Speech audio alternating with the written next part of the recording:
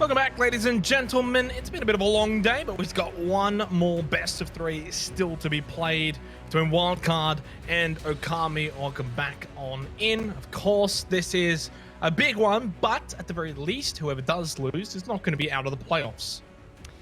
That's exactly the case. Of course, the nature of the double elim bracket means that the teams that do progress into the second round, these teams being exactly that, do have that second chance, but I think they'll still be fighting very, very hard to maintain that position at the top of the bracket.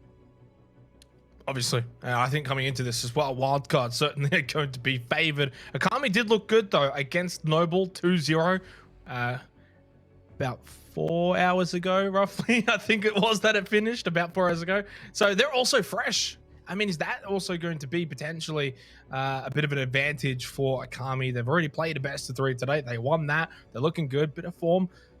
It would be an upset to be able to defeat Wildcard, that's for sure. But Okami are in form. Why not? Why can't it happen now? 100%. I think Okami are probably the best we've seen them in a while.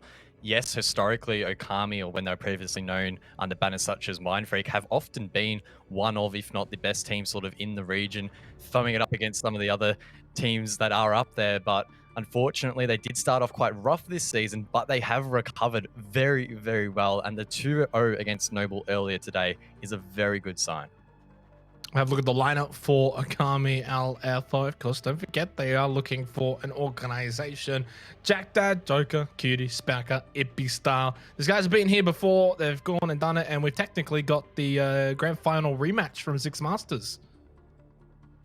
Yeah, and the thing is, in Six Masters, they actually played each other so many times. In fact, I'd have to have a quick look to see how many times it was. It was 1, 2, yeah, it was like twice because they played each other on the second and the third day. It was pretty crazy, but it was Wildcard, obviously, that did edge out. In fact, in the Six Masters playoffs, Wildcard didn't lose a single map. So Okami here do have their odds against them, but they do have a couple of star players that can step up. They've got Ippy Style, Specker as well, particularly this afternoon as well, stepped up too. So Wildcard do have their work cut out for them. I don't think they're necessarily going to be able to walk all over them.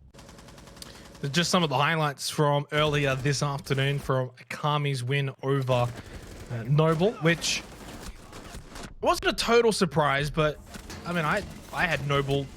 No, wait, I had Okami winning this. In fact, I think in the end, I changed my vote. I definitely was going to go Noble, but based off of the back end of the regular season, I certainly changed it. And I thought, you know what? Okami are looking good, and Okami did look good. 2-0. They won out on Villa, and then they won out on Oregon. Noble started well in Oregon with a 2-0 start, but from that point onwards, Okami were able to take a bit of control. And as you said, quite a few star players on this roster. Going back to Six Masters, I think a lot of it was sort of on Ippy Style and whether or not he could get a lot of those opening frags. I feel like there's just more strings to their bow now. Yeah, and that was one of the things that I was a little bit critical of them early season, is they were leaning too heavily into individual plays, particularly on attack where they were solo entering quite heavily, but they sort of got out of that mindset. It feels quite recently they're playing as a unit, as you probably should be in Siege and how some of the best teams like Wildcard do play. So if they continue that form and continue to build upon that, then they do pose a serious threat. We'll look at their opponents, of course, the ever amazing Wildcard, the winners of Six Masters, top of the table for Oceanic Nationals. You can't keep these guys down at all, apparently. They kind of were a bit sluggish at the start of Oceanic Nationals, and then they just flicked that switch. Of course, Vinny, in his debut season with Wildcard, has slotted in perfectly. Geo, I'm just going to say publicly, I voted him for my MVP of the regular season. Thought he was outstanding. Emerin probably, in my eyes, was about second best on the team as well. Pat and Diesel, no slouches either. It's just a great all-rounded team, and they're going to be really hard to beat for any of the teams still remaining in the playoffs. 100%, and the stats prove that. They've lost 3 maps this year. That is it. They lost 1 in Six Masters against LFO. It was a 5-7 clubhouse. They lost 1 in the August Major against the Pittsburgh Knights. That was a 3-7. And then they lost 1 against Noble, the only loss that they had this season, rather. And that was a 7-8 on Cafe. So, yeah, they are very, very good. Very, very difficult to beat. And that doesn't even take into consideration that this is a best of 3. So not only do you need to beat them once, but you need to beat them twice. So very difficult. Yeah, it's going to be very, very, very difficult. And saying that though, I mean, Wildcard, they're not invincible. It's not as if they haven't lost a map at all. And you just wonder at some point, right? You're looking at a team like Okami, and at some point you think they're going to obviously get something to go their way. They're going to need to have a really good and maybe even lucky night for that matter. And who cares if you win by a bit of luck here or there. But Wildcard, certainly the top dogs, the team to beat. And, you know, it's interesting, you know, you hear in that interview before with Digital for Elevate how apparently, because I mean, I still think teams should be still just focusing on how to beat Wildcard. Yeah, well, they are the gold standard. They are the team that you want to try and beat. And look, some regular season highlights there of on Cafe, and again, that was actually the only map that they've lost this entire season. So, and that was against Noble, who just got 2-0'd by Okami. So, I mean, if you look at that and don't take into consideration the entire season as a whole of Wildcard's legacy, you can maybe make the assumption, right, that Okami well, to be fair, could that beat was Wildcard, but again, obviously that's not the case, right? When you look at their entire history. That was a different Noble at a different time as well. Yeah. They had won that. They went 3-0. I made the claim they wouldn't drop a map for the rest of the season. They went 1-3 after that, and then they're dumped out of playoffs. So a bit of the Xenox curse there. Map vetoes. Where we heading here? I kind of feel like I'd be a bit surprised to see Cafe, as you said. It was one of the maps that Wildcard have dropped. So look, I'm going to take it. Oregon, Villa, not Coastline. Clubhouse. Oregon Villa Clubhouse. That's my guess. What's your guess? Just give me 3. Oh, jeez. I'm going to say Oregon Clubhouse and maybe a Consulate, but that's a bit of a stretch. I don't think we've actually cast a Consulate this season, yourself and me. Yeah, probably not. It's not played a whole lot. I think it's been played like once or twice the entire season. It was like Wildcard actually did play it once against Elevate, and it was a 7-2. So that's a little bit scary for Okami, who haven't played it this season. I think Oregon, though, in all seriousness, is one that we might be able to bank on. And that's actually the map that these two have most recently played against one another, right? It was the last round of the regular season, 7-5 in favor there of Wildcard. So that could produce a really close result. Well, let's go and have a look and see at the map bans and the map picks, of course. There goes Cafe. There goes Oregon, banned out by Wildcard themselves. They do take us away from that. I did get 2 right, though, guys. I did get 2 right. I did say Clubhouse and Villa, but I did say Oregon. Our decider map is going to be Coastline, which I did say we wouldn't see Coastline. So, look, maybe we won't see Coastline because it'll be a 2-0. Regardless, Clubhouse, Villa, thoughts? Oh, okay. Clubhouse is a map that, on face value, often favors teams that are really structured and don't make a lot of mistakes. And look, that probably favors Wildcard in a sense. But that said, Okami have found a lot of confidence recently, so maybe they'll be able to pick up on that. Villa, again, another very structured map. So Wildcard, again, they love their structured maps. But then the curveball gets thrown in. If Okami can take it to that third map of Coastline, that's when we sort of see the chains get broken off a little bit. Okami might be able to play quote-unquote stupid and run around and be a little bit crazy and try and throw Wildcard off, which might be what they need in this series. Well, whether it's stupid or not, who cares if it works, right? I mean, for Okami's sake, they probably need to play a little bit stupid to win this. They can't play too structured and too formal. Otherwise, Wildcard, you would think, should have their number. Yeah, I look, 100%. I think Clubhouse Villa. Look, I have this as a 2-0. From what I heard as well, I think the expert panel has everyone choosing Wildcard as well. I don't know what to say. What does Okami need to do here? I think, as you said earlier, they probably need a little bit of luck and they need to be on their game. They were on their game earlier this afternoon against Noble. If they can play that well against Wildcard, they should be able to at least take 1 map off them, which will be a good start. And then if they do, inevitably, as I'm probably predicting, face off later, albeit in the grand final, then at least they have something to build upon. Let's go have a look at the Snowball expert panel prediction, which, no surprise, we do see everyone choosing Wildcard for this matchup. Realistically, it's the obvious choice. I would imagine the community vote will probably end up looking very, very similar.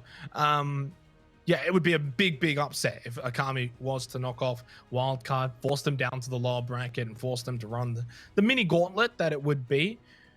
But I just don't see it happening. I think at best, Okami, if they can send it to 3, if they can send it to Coastline, it's almost a win in itself that you want a map and you stretched Wildcard to the limit. So that would probably be the overall objective from this. Don't go out like 7-3, 7-3, because then you're not really gaining anything. Yeah, that is 100% the point that I was trying to make before, right? Even if they lose, they need to put in a good performance because if they face off later, they don't want a repeat of Six Masters where they lost twice. They certainly don't want to repeat that whatsoever. What they would want to repeat, though, is their 2-0 against Noble. Akami, though, have got a tougher opponent here. It's Wildcard, it's Clubhouse, it's the semi-final for Oceanic Nationals playoffs, day number 1. Our final best of 3 of the day. We head to the band phase. Have fun, gentlemen. Specker definitely had fun on the last map against Noble. He was running right a little bit. I don't think Wildcard will be as keen to give him that much freedom of movement. We'll have to wait and see. Thatcher taken off the board first. Nothing too crazy there. We have seen a little bit of Thatcher play employed from teams like LFO this afternoon to help disable some of those gadgets and help in those pushes. That said, it doesn't necessarily mean it's an insta-ban, but Wildcard traditionally don't really like seeing him played. Ace will follow that up, so that's going to be the only hard breach ban here on Clubhouse, and Ace has been a popular ban for most teams this afternoon. The capability to open up the walls quite quickly and quite efficiently is favored. Certainly so. Thatcher's sort of been hit and miss, right? We've seen Thatcher banned, we've seen Thatcher not banned but not picked from certain teams, and then other teams have picked him. Are you going to be banned out by Akami? And Wildcard will take the final ban here for Clubhouse, and it will be the Valkyrie. So we're all ready and set to go. Akami are going to be attacking. Wildcard are going to be defending, which the fact that Wildcard are going to be defending first in Clubhouse, I mean, I don't want to sort of jinx this, but this could be a pretty quick map if they defend the way we kind of expect them to defend. Yeah, it could well be the case. And again, if we want to look back at results, for example, and highlight the difficulties that Okami might encounter, the last time they actually played this map was against Elevate, and they lost 3-7. And that, I guess that's more so actually an indication of how much Okami have improved in the last couple of weeks, but also does provide an insight into some of the weaknesses that they might face. And they did also beat Rhythm 7-3, but that doesn't give us a great indication, if you would. And Wildcard, for example, they had some pretty good results, right? They beat Ferox 8-7 and Pittsburgh Knights 7-2. So maybe a small weakness there recently against Ferox, but they got the dub in the end, and that's what matters. 2% for the community vote in favor of Wildcard to the 18% of Akami, which is probably about right, to be honest. You always kind of want to give Akami a slight underdog's chance, which, especially as it's typically what we like to sort of cheer for and root for, are the underdogs. So definitely a few out there that want to give Akami all the chances in the world, but it's going to be so difficult. And now that we've said that it's going to be difficult, we'll see whether or not they can surprise us. Because really, it's all about getting into Wildcard's head a bit. Get off to a good start, win a few rounds, maybe Wildcard kind of, quote, choke, throw a round or two, and then just cause Wildcard to doubt themselves potentially. But if Wildcard just get off to the perfect start, like guns are blazing, win the first 3 sites, go up 3-0, repeat all the sites again, I mean, it's really difficult then to stop that train. A little bit of a scary sight here. Wildcard committing to the SSG roam. Castles on the first floor, roaming on the first and second floors as well. And Okami will need to fight against this very, very structured setup. Diesel retreating down the stairs. A teammate alongside as well in Emorin and Geo. So Wildcard not overextending in this round. I mean, they've only been roaming for a minute, but it does plant the seed of doubt in the minds of Okami, who will likely spend part of the round droning above if they haven't already, which again just drains more time. And time certainly is a very, very valuable resource. We saw that on Villa in our last series. When Elevate and LFO, a couple of timed out rounds. Specker just pushing through Bar.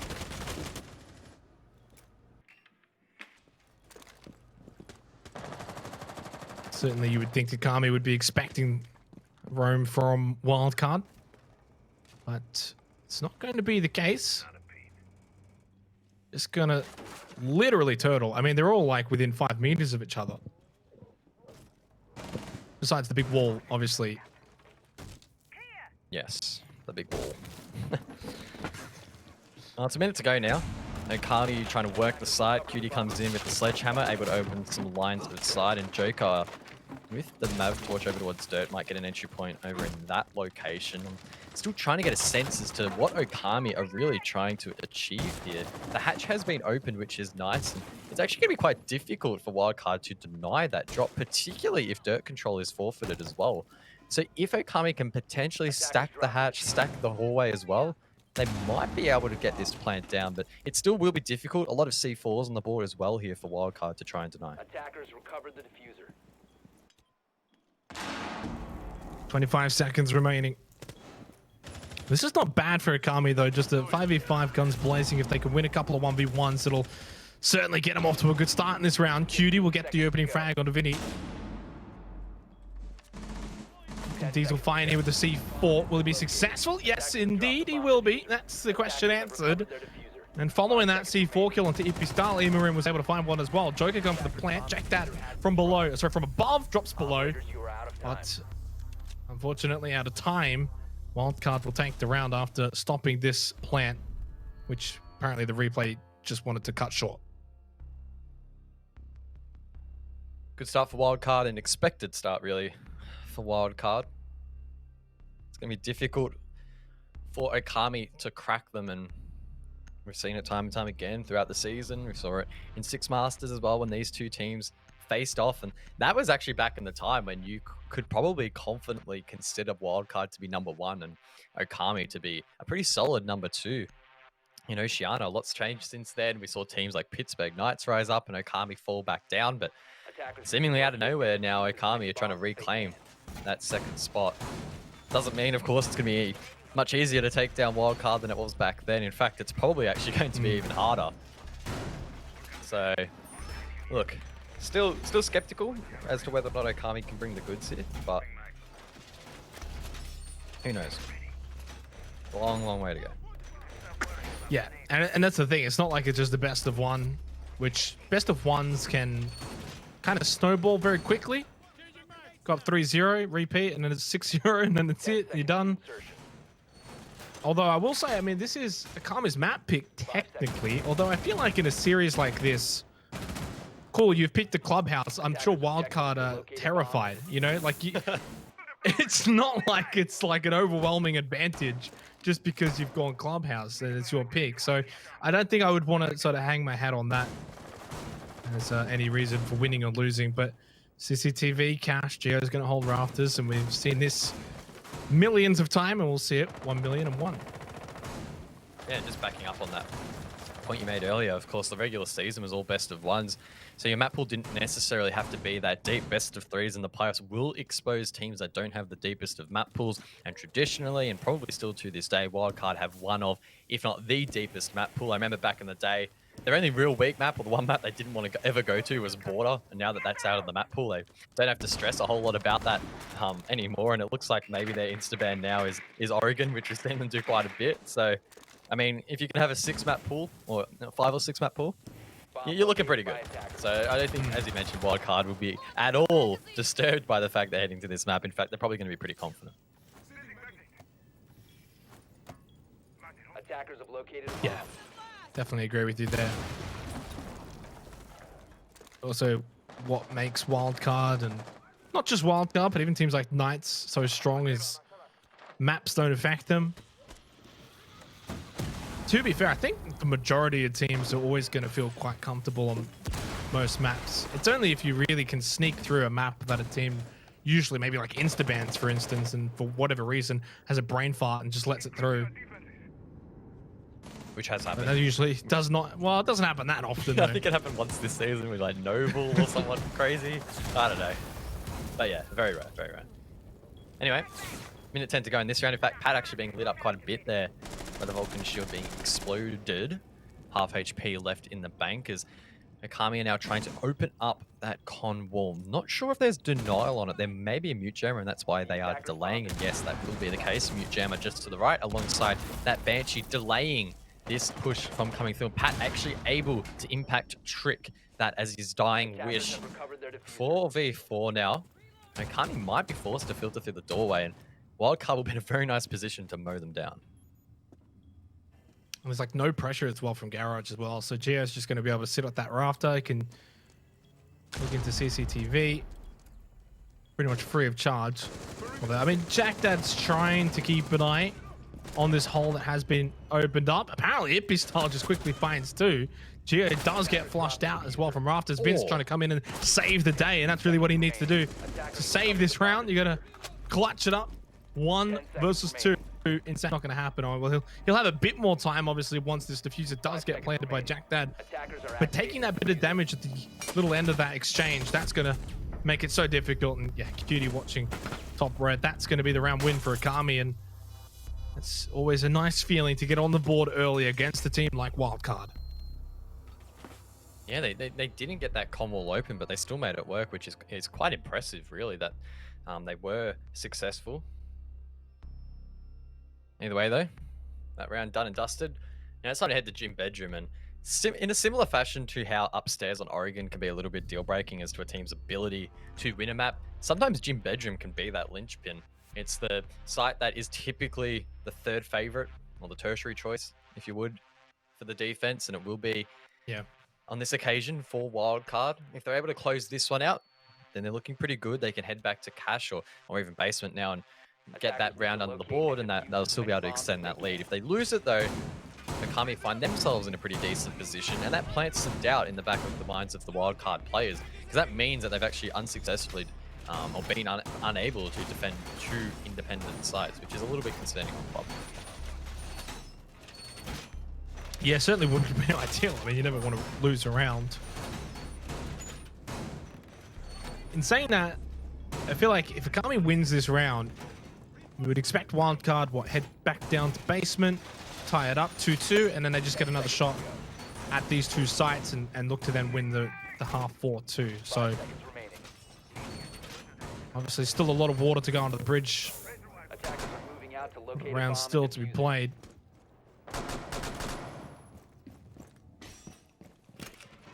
How is Okami going to want to play this one? You would think Jacuzzi Wall is going to be a priority.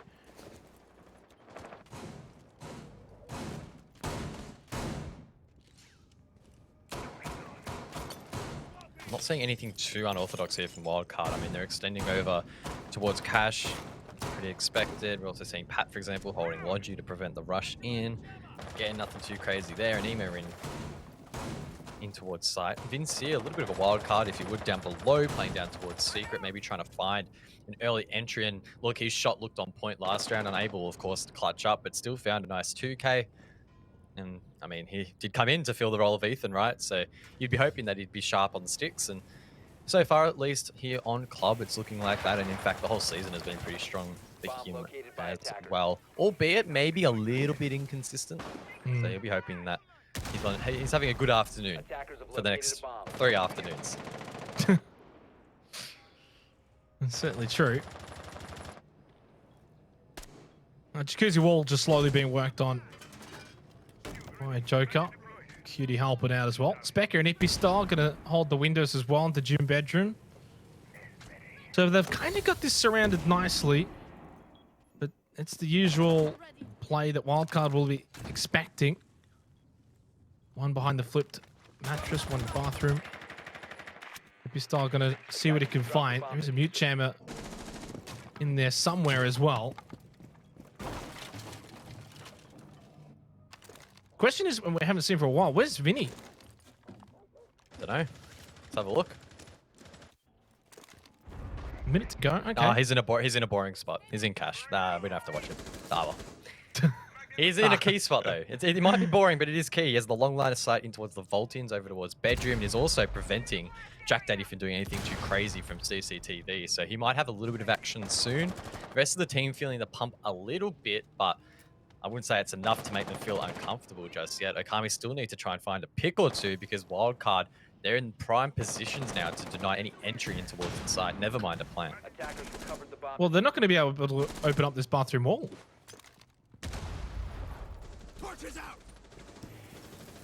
Oh, I mean, unless Joker literally just runs right at it and just makes a hole, but he doesn't get enough charges left to actually open the whole thing. Diesel gets the frag on a Specker.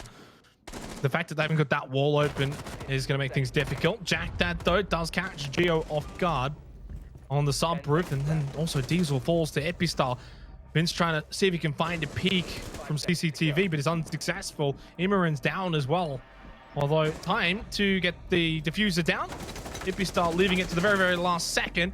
Vince, is he going to swing out? Oh, he got it. Wow. Run out of time. Woohoo! That's a big round win because it was slipping away. Oh, Okami. Look, it's difficult to be critical in a situation like that, but it was at that stage where the Maverick, I believe it was Joker, right? Just throw your body. Do you know how long was left on that diffuser? It couldn't have been very long, right? Surely if you had have thrown the body, it would have been just enough to maybe cover the plant. Either way, though, it's a bit of a fat rip. Vincier coming up clutch on this occasion. The last member alive again for Wildcard, but able to convert it on this occasion, and they do get that gym win, which is pretty big. Well, it's pretty big too because they were. Your bombs from being defused If that by plant gets stuck, they lose the round. And then you're down 1-2. That's going to be a little bit demoralizing too for Okami. Now you go back down to basement. It's going to be difficult. Then you're down 3-1. And Wildcard's the sort of team that probably isn't going to allow you to win cash CCTV 2 rounds in a row. You back them in to sort of rectify whatever issues that they had the first time around. Obviously, don't want to get too ahead of ourselves, but when you're dealing with Wildcard, you kind of have those high expectations. That's what comes with being such a good team. 10 seconds left. The expectations to win, and usually win a lot more cleaner than that last round. Like, that was a messy round to win. The first round was okay in terms of cleanliness, but To locate a bomb and defuse it. definitely the second round was essentially Akami's to lose by the end of it. Lose they did. Attackers have recovered their diffuser. This is, in fact, a Church Arsenal hold. Ladies and gents, it's just a pretty roam again from Wildcard. They bring the castle on the board. They're making rotates on the top floor. Vincier with the Oryx to run around and cause some chaos as well. Burning time most critically at that Joker getting to work on the cash wall, and that, of course, can cut off the rotate and make it more difficult to hold above. We saw last time, at around this time, Wildcard were falling back to sight, but it will be Vincier actually to get the first pick onto Specker, the Zofia. Really huge. And I mean, even if Wildcard wanted to fall back now, that's a pretty good start to the round. A minute drained and a pick found as well.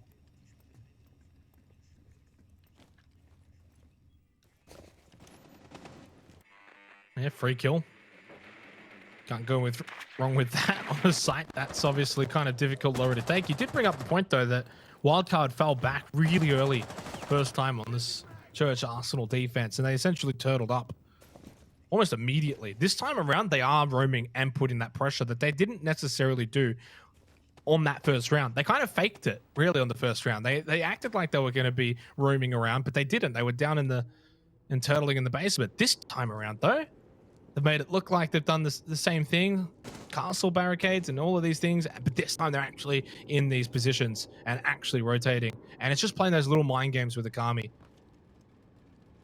Now they can just drop back down oil pit, and now they can turtle up for the rest of the round because there's only a minute to go. You don't want to get picked off. Set up, wait for the push, which is really what they're going to do now. Just funnel in, what, like kitchen hatch or something? And they'll probably just lose a couple players, and yeah, that'll be the round. Yeah, with that Sophia taken off the board as well, it's going to be a little bit more challenging to clear some of this utility. That said, of course, you do still have Sledge on the board, Ash, and even Joker with the nades too, but Specker would have been sorely missed, or has been sorely missed already, and there we go. Joker taken down. It's a 5-on-3 Wildcard. Know they can play patiently. May not know the diffuser is down on the hatch, but either way, this round is Wildcard's to lose, really. The hatch still hasn't been opened, and Okami Did he trick it twice? Yeah, I don't know. Got it the first what's going time. on. He's got it again? Seconds remaining. Finally, the final X Kairos from Jack Dad to get that hatch. 9 seconds. I just realized the time. Ippy stole over the quick double onto Geo, and Imran is now going to open things up. Cutie has to get the diffuser down. In fact, Cutie ended up just nading Ippy style, by the way. What It was like all happening with 9 seconds. Forget the 20-second meta. It's the 8-second meta. Yeah, I mean, to be fair, Okami really only have themselves to blame for that. They took a long time to clear that roam, and I mean, actually, in the end, they ultimately didn't, and lost some much needed manpower for late in that round. Wildcard, though, they'll be happy. 3-1 the scoreline. They've won basement twice, which is expected, and they can roll that momentum now back to Cash and CCTV. It's the one side that they are yet to win that they've attempted. So they'll be looking to convert this. If they do that, I don't see them having too many more issues in the rest of the half. This is the difference, though, now between a 4-2 half or a 5-1 half. I think Gym Bedroom's going to be too difficult for Okami to take. Obviously, we've already seen them win Cash CCTV. You do it again, 4-2. You go to your defense, win the sites you should be winning. Might have a game of this. Might have a really good series on our hand, but comes down. This is kind of like the dorms of Oregon, but for Clubhouse. Got to win this site 10 seconds to insertion. to flip the narrative a little bit. 5 seconds left. But I said it before, guys. It's really difficult to win the site 2 times in a row against Attacker's Wildcard. objective is to locate a bomb and defuse it. 100%. Wildcard are notoriously good at reading their opponents and adapting on the fly, and it's the mark of any good team in Siege, really. Sure, you can have as many pre-planned strategies as you want, but the second that it gets unraveled, that's when you need to be able to make adaptations. And of course, that links back to a team's composure and communication, experience, and a lot of these members on Wildcard have those skills at a very high level by this stage. And Okami, that said, are also quite experienced across the board as well. I mean, all of their players have been in the comp scene for quite some time now. Some even playing for big international orgs like Specca, who's only recently returned. So there's no doubt Okami can try and match that, but I feel like Wildcard, like always, just have that additional gear that they can find. Well, I mean, obviously for Okami, I mean, in terms of recency, they did make the grand finals of the Six Masters playoffs, so they certainly by no means are a pushover. And if anything, I think they had high expectations coming into Oceanic Nationals, which they didn't meet in the first half of the season. And they were floundering a little bit. They did find their way towards the back end, though. Certainly have reinvigorated themselves coming into the playoffs. Zima Room with the opening frag onto QD through the C4, which was the pre-placed one, I believe, what we saw earlier in the prep phase. Yes, it was. In the 20 though now, and at least the breach has been opened, and again, as always, that means you can't sit in the site, but still some strong control inside of Cash, which has been disrupted beautifully by Pat. That impact nade through the hole denies those X-Kairos from detonating as Specca finds Diesel, the clutch master himself, for Wildcards. So that's a nice pick, and does leave it in a 3-on-3 with a minute to go, but they might be forced again to just charge in towards side and refrag it out. Doesn't really feel like Okami have a decent opening here, as we see Geo still on the rafters as well, so key positions locked down by the defense.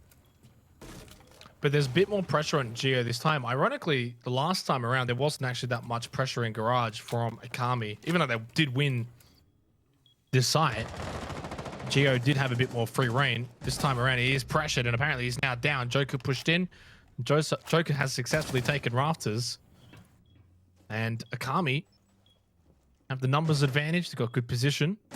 Pat, though, just going to be waiting for the push in now into CCTV. Does get the diffuser down on the floor as well. Is traded back, though, immediately by Jack Dad. Vince is probably the man, though, that you want in this situation after what we saw earlier on Gym Bedroom. Can he do it again? Just blindly shoots through, gets up above, does get one. Is not going to be able to stop the planter this time around, and is quite low in a 1 versus 1 against Joker. Has time, though. Doesn't have to rush this. Is he just going to pre-fire to his left? I don't think he will. Nice little swing from Joker. Does not blow that moment, and Okami do win the site they need to win once again.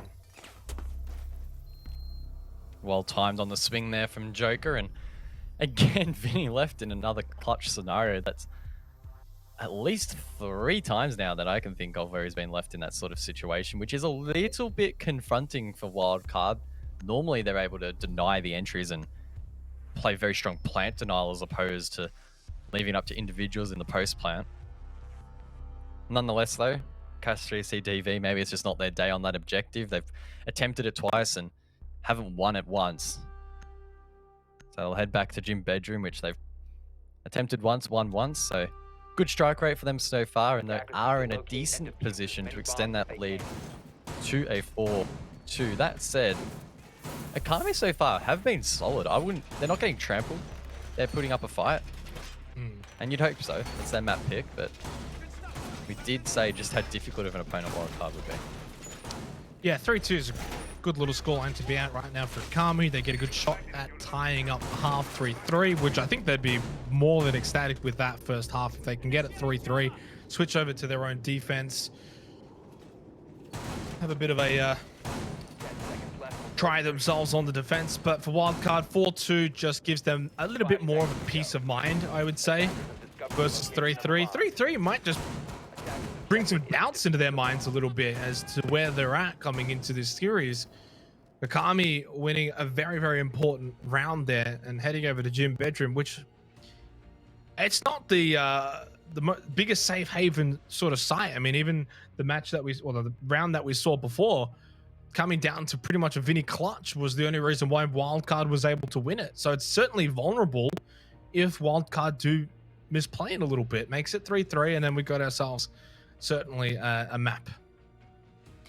Yeah, it's been a close map so far. I mean, you just have to look at the scoreline to make that assessment. But if Okami do even it out 3-3.5 on the attack, that is pretty damn good and does put them in the box position if their defense is strong to extend that lead and maybe even take the map. Yes, it's their map pick, so we're probably expecting on paper for that to be the case, and then Wildcard to get the next one back. But this is a momentum builder, a confidence builder for Okami. Even if they don't necessarily win this series, they do have the second chance. And then if later on they do verse Wildcard rather later in the playoffs, at least they can feed into that a little bit and see, oh, you know what, we didn't get smacked, so maybe we'll actually be a chance at taking this.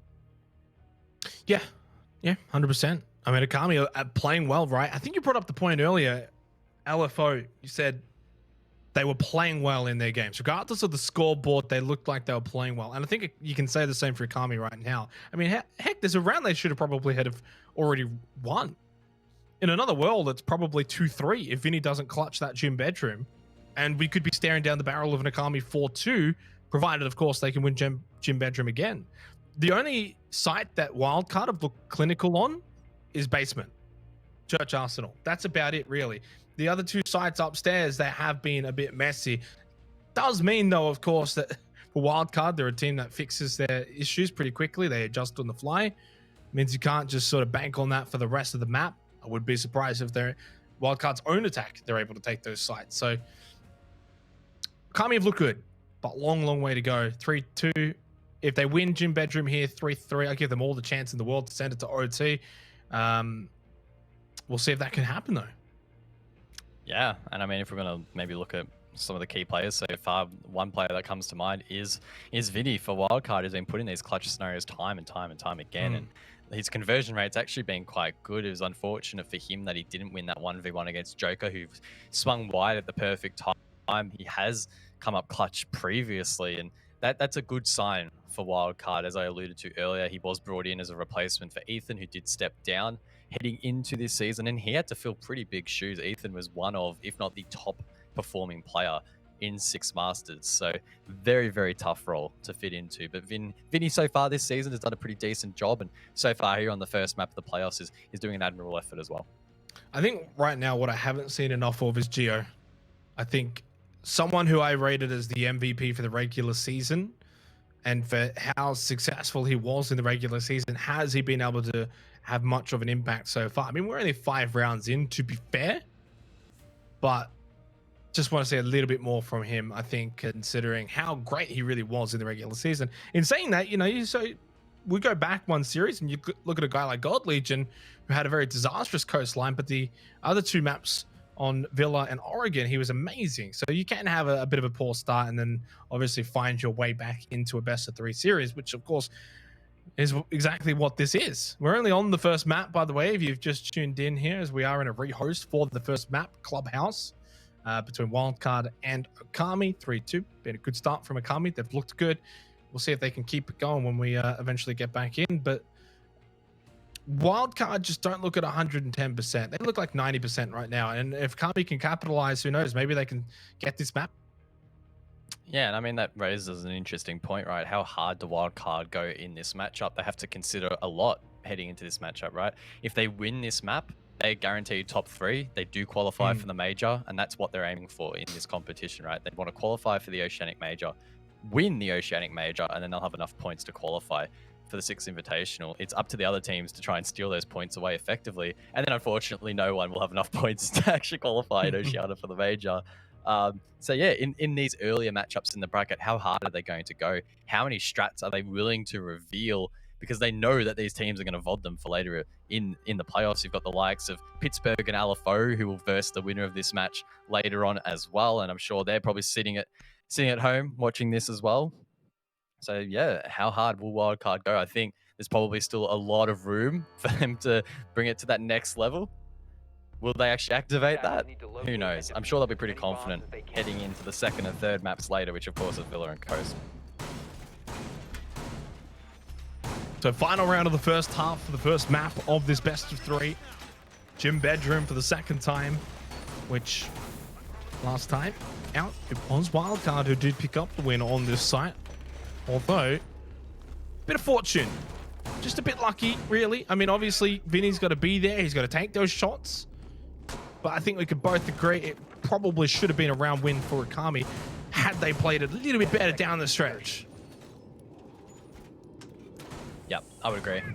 Wildcard got a little bit lucky, got a bit of a let off in that round. It was a 3-on-1 and Vinny just scraped through to find that final pick in the dying seconds of the plant. Obviously can't be relying on that too often, and it's important that that gym objective is properly monitored, and we saw those evil eyes from Emo Rin, 2 in fact, keeping an eye on that location. So Wildcard don't have any shortage of info this round. I'm pretty sure last time out that we saw Gym Bedroom, it was Vinny who was just like roaming around down below. Yeah, there he is, bottom left. Just chilling out. I think he's even lower this time around than he was last time. He's even got a friend. A bomb has been located. They just swapped places there, Diesel and Vinny. I just wonder. A lot of the pressure from Okami is going to be that subroof balcony, just the windows outside Gym and Bedroom. Drop the bomb diffuser. Obviously, Jacuzzi Wall is going to be the primary focus point as well. Vinny! Oh my goodness, Vinny. That was disgusting. Jack Dad's sitting there waiting for it. He's like, someone's going to run out and peek this. Well, 1 for 1. Fair as pair. Yeah, jeez. Both of these shots are pretty nice. The retrade as well was pretty quick there. Yeah. Like Vinny from Jack bolted Dad. as soon as he got that. Yeah. Oh, don't tell. Diesel. Oh, no. Oh no. Oh. Diesel to your right. No. No. To left. Other way. Wait, can you see him? Maybe not. No. The trees? Or... Yeah, it's a little bit tricky to see. The trees do block no, the seen freeway. him, He seen would have him. seen that though. Oh. Couldn't get a clean shot. That's unfortunate. I mean, he could just sit there. It's not unfortunate. He could just wait there. Oh, Look, there's another one. It's a very He's- high traffic area. Like, he's giving and he calls though. should- So I mean, Yeah. even if he isn't actually getting these picks, he's at least calling that there's players on the bulk, which is valuable. They just need to be careful that they don't get Oh, you gotta shoot overwhelmed on that. You gotta site. shoot that. Otherwise, they'll be overrun. But yeah, it doesn't matter if you're able to pick them off. That was really well played, and the second time tonight in all of the matches that we've played so far, good bit of trigger discipline, highlighted, and as you said, just can call it out. And then now with what 50 seconds to go, Jacuzzi Wall's still not even open. Attackers recovered the bomb diffuser. Having a bit of trouble here, Okami, in this round, especially considering last time out on Gym Bedroom it wasn't so bad, but these picks onto Cutie and Specker certainly making it difficult. Attackers They can just swing out as well again onto. Oh, Joker. What? Diesel's going to swing this suicide window as well, and Jack Dad needs to be careful. Geo, though, actually finds the pick. Oh, my man's done. What is going on? He's done. He's like, get me out of here. That's a good lower body strength right there. I wish Yeah. I could do that. Well, Wildcard win the round. That was a very, very anticlimactic round. We were sitting there on the rehost talking it up, Akami's chances, but that was a big letdown. Akami just didn't even fire a shot. I mean, the only thing that was really awesome from Akami that round was the very quick refrag onto Vinny from Jack Dad. It was like he was sitting there waiting for it. We'll probably get it on the replay. Here's the swing. Watch how quick he dies. All the zoom. All this. GN. It's a shame we don't have the Joker cam. I'm sure Joker's not. I'm sure Joker's not unhappy about that though. No, a little bit embarrassing, Attackers but need to locate and defuse bombs. well, don't have to worry about lobbing nades no longer, or at least cooking nades on the defense, which is where Okami now find themselves with the sides switched. Basement going to be the first location for the Okami hold. We've seen this objective played a couple of times so far in this matchup, and it has 100% gone the way of the defenders. So at least statistically speaking, if Okami want to follow that trend, they should win this round. If they don't, it'll be a little bit of an eyebrow raiser. Insertion. 5 seconds left before insertion. Well, 5-2 Attackers must locate and defuse a bomb. would be a long, long, long way back for Akami. I'm not saying that this is a must-win round. Obviously, it's certainly not. But basement, 4-2. I mean, the ramifications of losing Church Arsenal alone on Clubhouse is already something you definitely don't want to have happen. But then the fact that it would make the scoreline 5-2, most likely, I think you would have to just repeat basement anyway. See how Wildcard are going to play this out. I can't imagine Akami's going to do much roaming here. Surely not. Most likely you would think it'll be just turtle down below. Yeah. A bomb has been located. It's going to make kitchen though super easy here for Wildcard.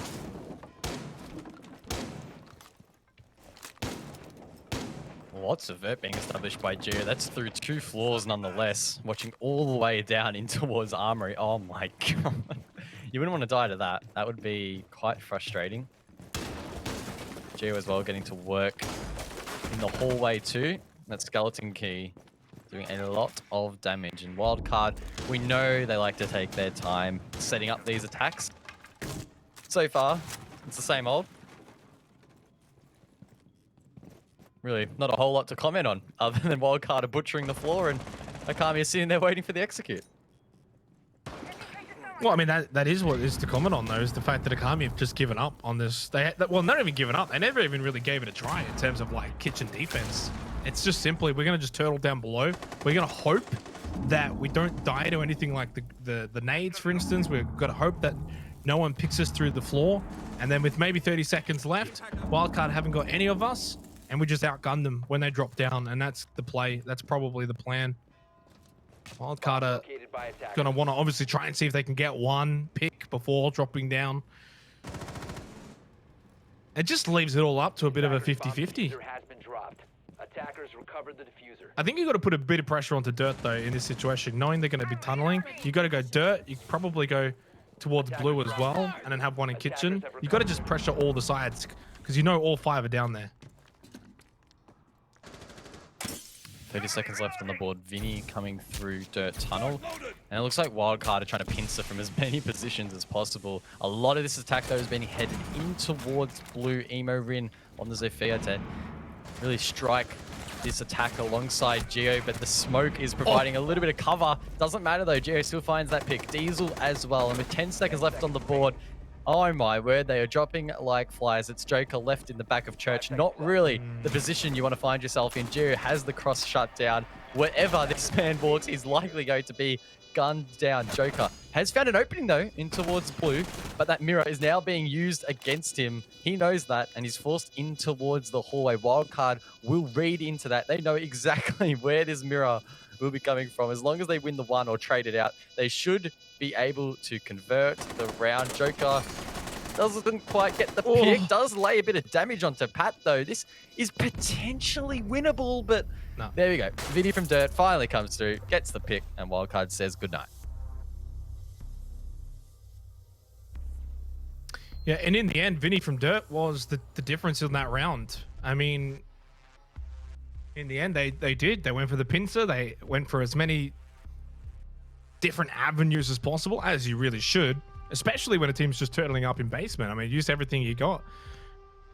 Vinny was able to get, I believe it was Cutie, push through Dirt, and in the end was in that successful position to be able to deny Joker anything. And 5-2, you've lost basement, got to try it again, really. I mean, what else are you going to do, guys? This is the best site really on Clubhouse for defense. I think you've got to go for it, though. I think Okami have got to be a bit more on the attack here, on their defense. You know what I mean? This is where you've got to, not necessarily like hardcore roam, but it has to be a bit more pressure on like Kitchen or Blue, Dirt. I mean, try and deny, try and waste a lot more time of Wildcard. Maybe have just one person roaming around. Cause a headache. Maybe. Wildcard, yeah, they looked really comfortable, as they often do in that early to mid round where they set up the attack. And yes, it got a little bit hectic, but the inroads that they made early round made that execute what it was. It was difficult for Okami to take that on. Doesn't look like they are going to roam on this occasion. No castle on the board and everyone in towards site. So definitely your more traditional hold of basement. And if they aren't throwing these spanners in the work against Wildcard, they're only going to feel more comfortable, right? And we know that when Wildcard feel comfortable, which is quite a lot of the time, they do play very well.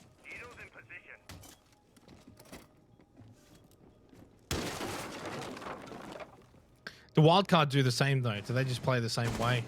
Again, just kind of a repeat. I mean, you would expect, right, that Okami would do something a bit different. You'd be ready for that. You can really see Geo again looking for the 2-floor wall. Talk about vert control, but there's 4 down there. Is there one at least roaming around somewhere? No, just one in Dirt. So it is going to be Turtle again.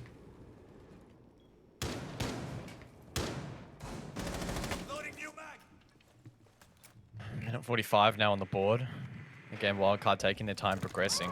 I'm liking these mirrors from Okami, throwing a little bit of a curveball, but Vinny with those X-Kairos should be able to deal with it, or at least make it very difficult to hold. That said, though, Cutie's actually going to bandit trick the wall. That's a very effective way to shut down the X-Kairos. Does prove successful. The flame not quite hitting the mark, I don't believe. And Cutie was able to sit there quite comfortably and deny the hard breach from actually opening up that position. Small wins are big wins really right now for Okami. Gonna get a couple of them though, can't just get one here or there. Gio's still gonna be able to put in some work here from Kitchen. Minute remaining on the clock. But even the small wins don't get you the round wins if you can't capitalize. 2x Kairos still available for Vinny.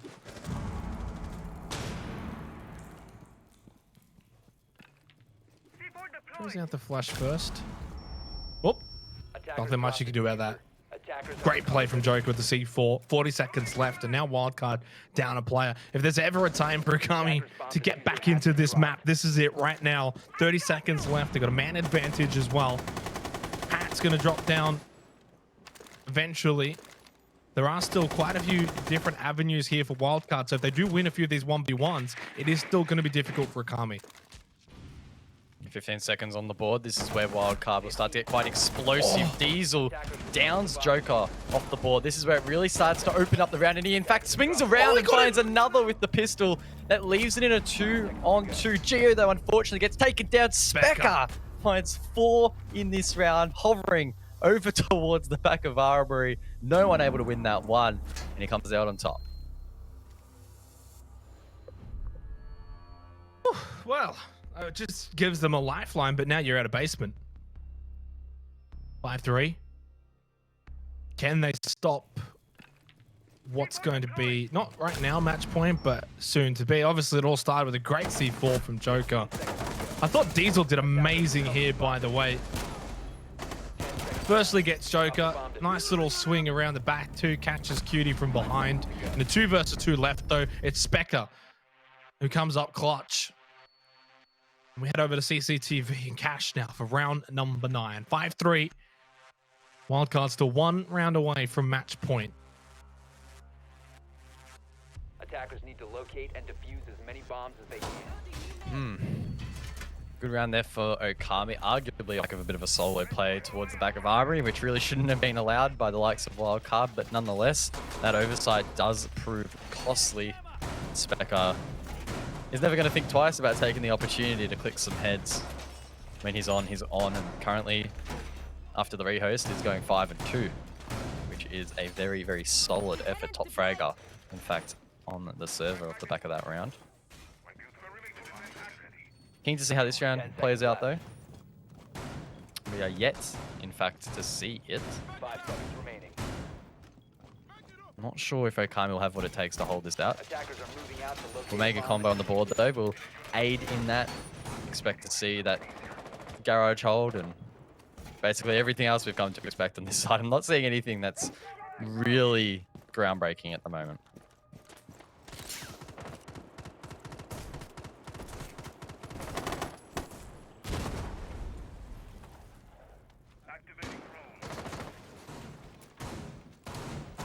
Style sitting up in rafters, certainly got a few neighbors just loitering around down below.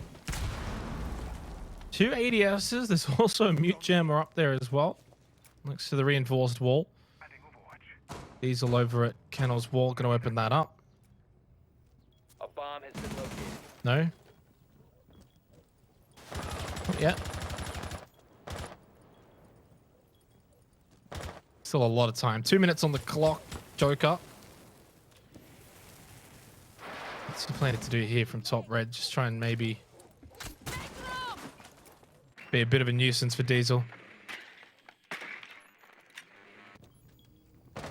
So far, the progression from the attack has been quite good. Wall open, minute 40 left on the board to start now clearing the utility in the site, such as the shields, and maybe even start burning the ADS devices that Ippy is using to hold the rafters. Wildcard will just be looking at their checklist and just looking to try and get it done. Probably nothing too special that they need to do. Just make sure that they limit the amount of mistakes that they make and don't let anything jump out at them as a little bit of a surprise. We do see Pat actually getting quite aggressive at the bottom of garage. There's a Banshee, which is probably giving the sound cue away to Ippy. And as Pat, of course, tries to clear the Jaeger on the rafters, the magnet will catch that bolt and prevent it from holding that position. The second one, though, hits the mark. Ippy moves, but doesn't get shot in time, so Diesel maybe not expecting that or missing his shots. Nade, though, it'll get caught by the ADS, so this is... Oh, okay. No, it won't. What? Well, the ADS were cleared, weren't they? Oh, yeah. Okay. I was going to say, jeez. You're about as confident as maybe Ippy was as well. Joker does get Pat pushing up the stairs. That's one back. Imarin, though, does reaffirm the advantage for Wildcard. Eliminating Jack Dad Joker. Oh, well, goodbye. Vinny's just on something else right now, though. Playoff time for him. It's a special time. Wildcard certainly enjoying his performance so far. Specker, though, has been huge so far. Some very clutch moments. Does eliminate Vinny. Diffuser does go down. Geo can take that rafters position. Emo from Kennels. 37 seconds. We're at 3 versus 2, but while Specker's low, he has pulled off some pretty clutch moments so far here on Clubhouse. Cutie, Diesel, Emo and Specker. Those are the 4 players involved at the end of the round. It's over. Match point on Clubhouse for Wildcard. Yeah, this map has fizzled out a little bit. It feels like Wildcard, again, just doing Wildcard things, and it's pretty difficult now to see Okami come out on top. It feels like almost at every turn, Wildcard are not far behind their opponents, if not in front on most occasions, and the scoreline is reflective of that. Okami looking to actually reattempt CCTV and cash. Probably not left with too many other desirable options. It's either this gym bedroom or bar, which they're not going to go to. So really is the lesser of two evils on what could be potentially their final defense. And if they do lose this map, that's concerning. We thought that they might be a chance if they could head it to coastline, but if they lose their own map pick, then the chances of that grow slimmer.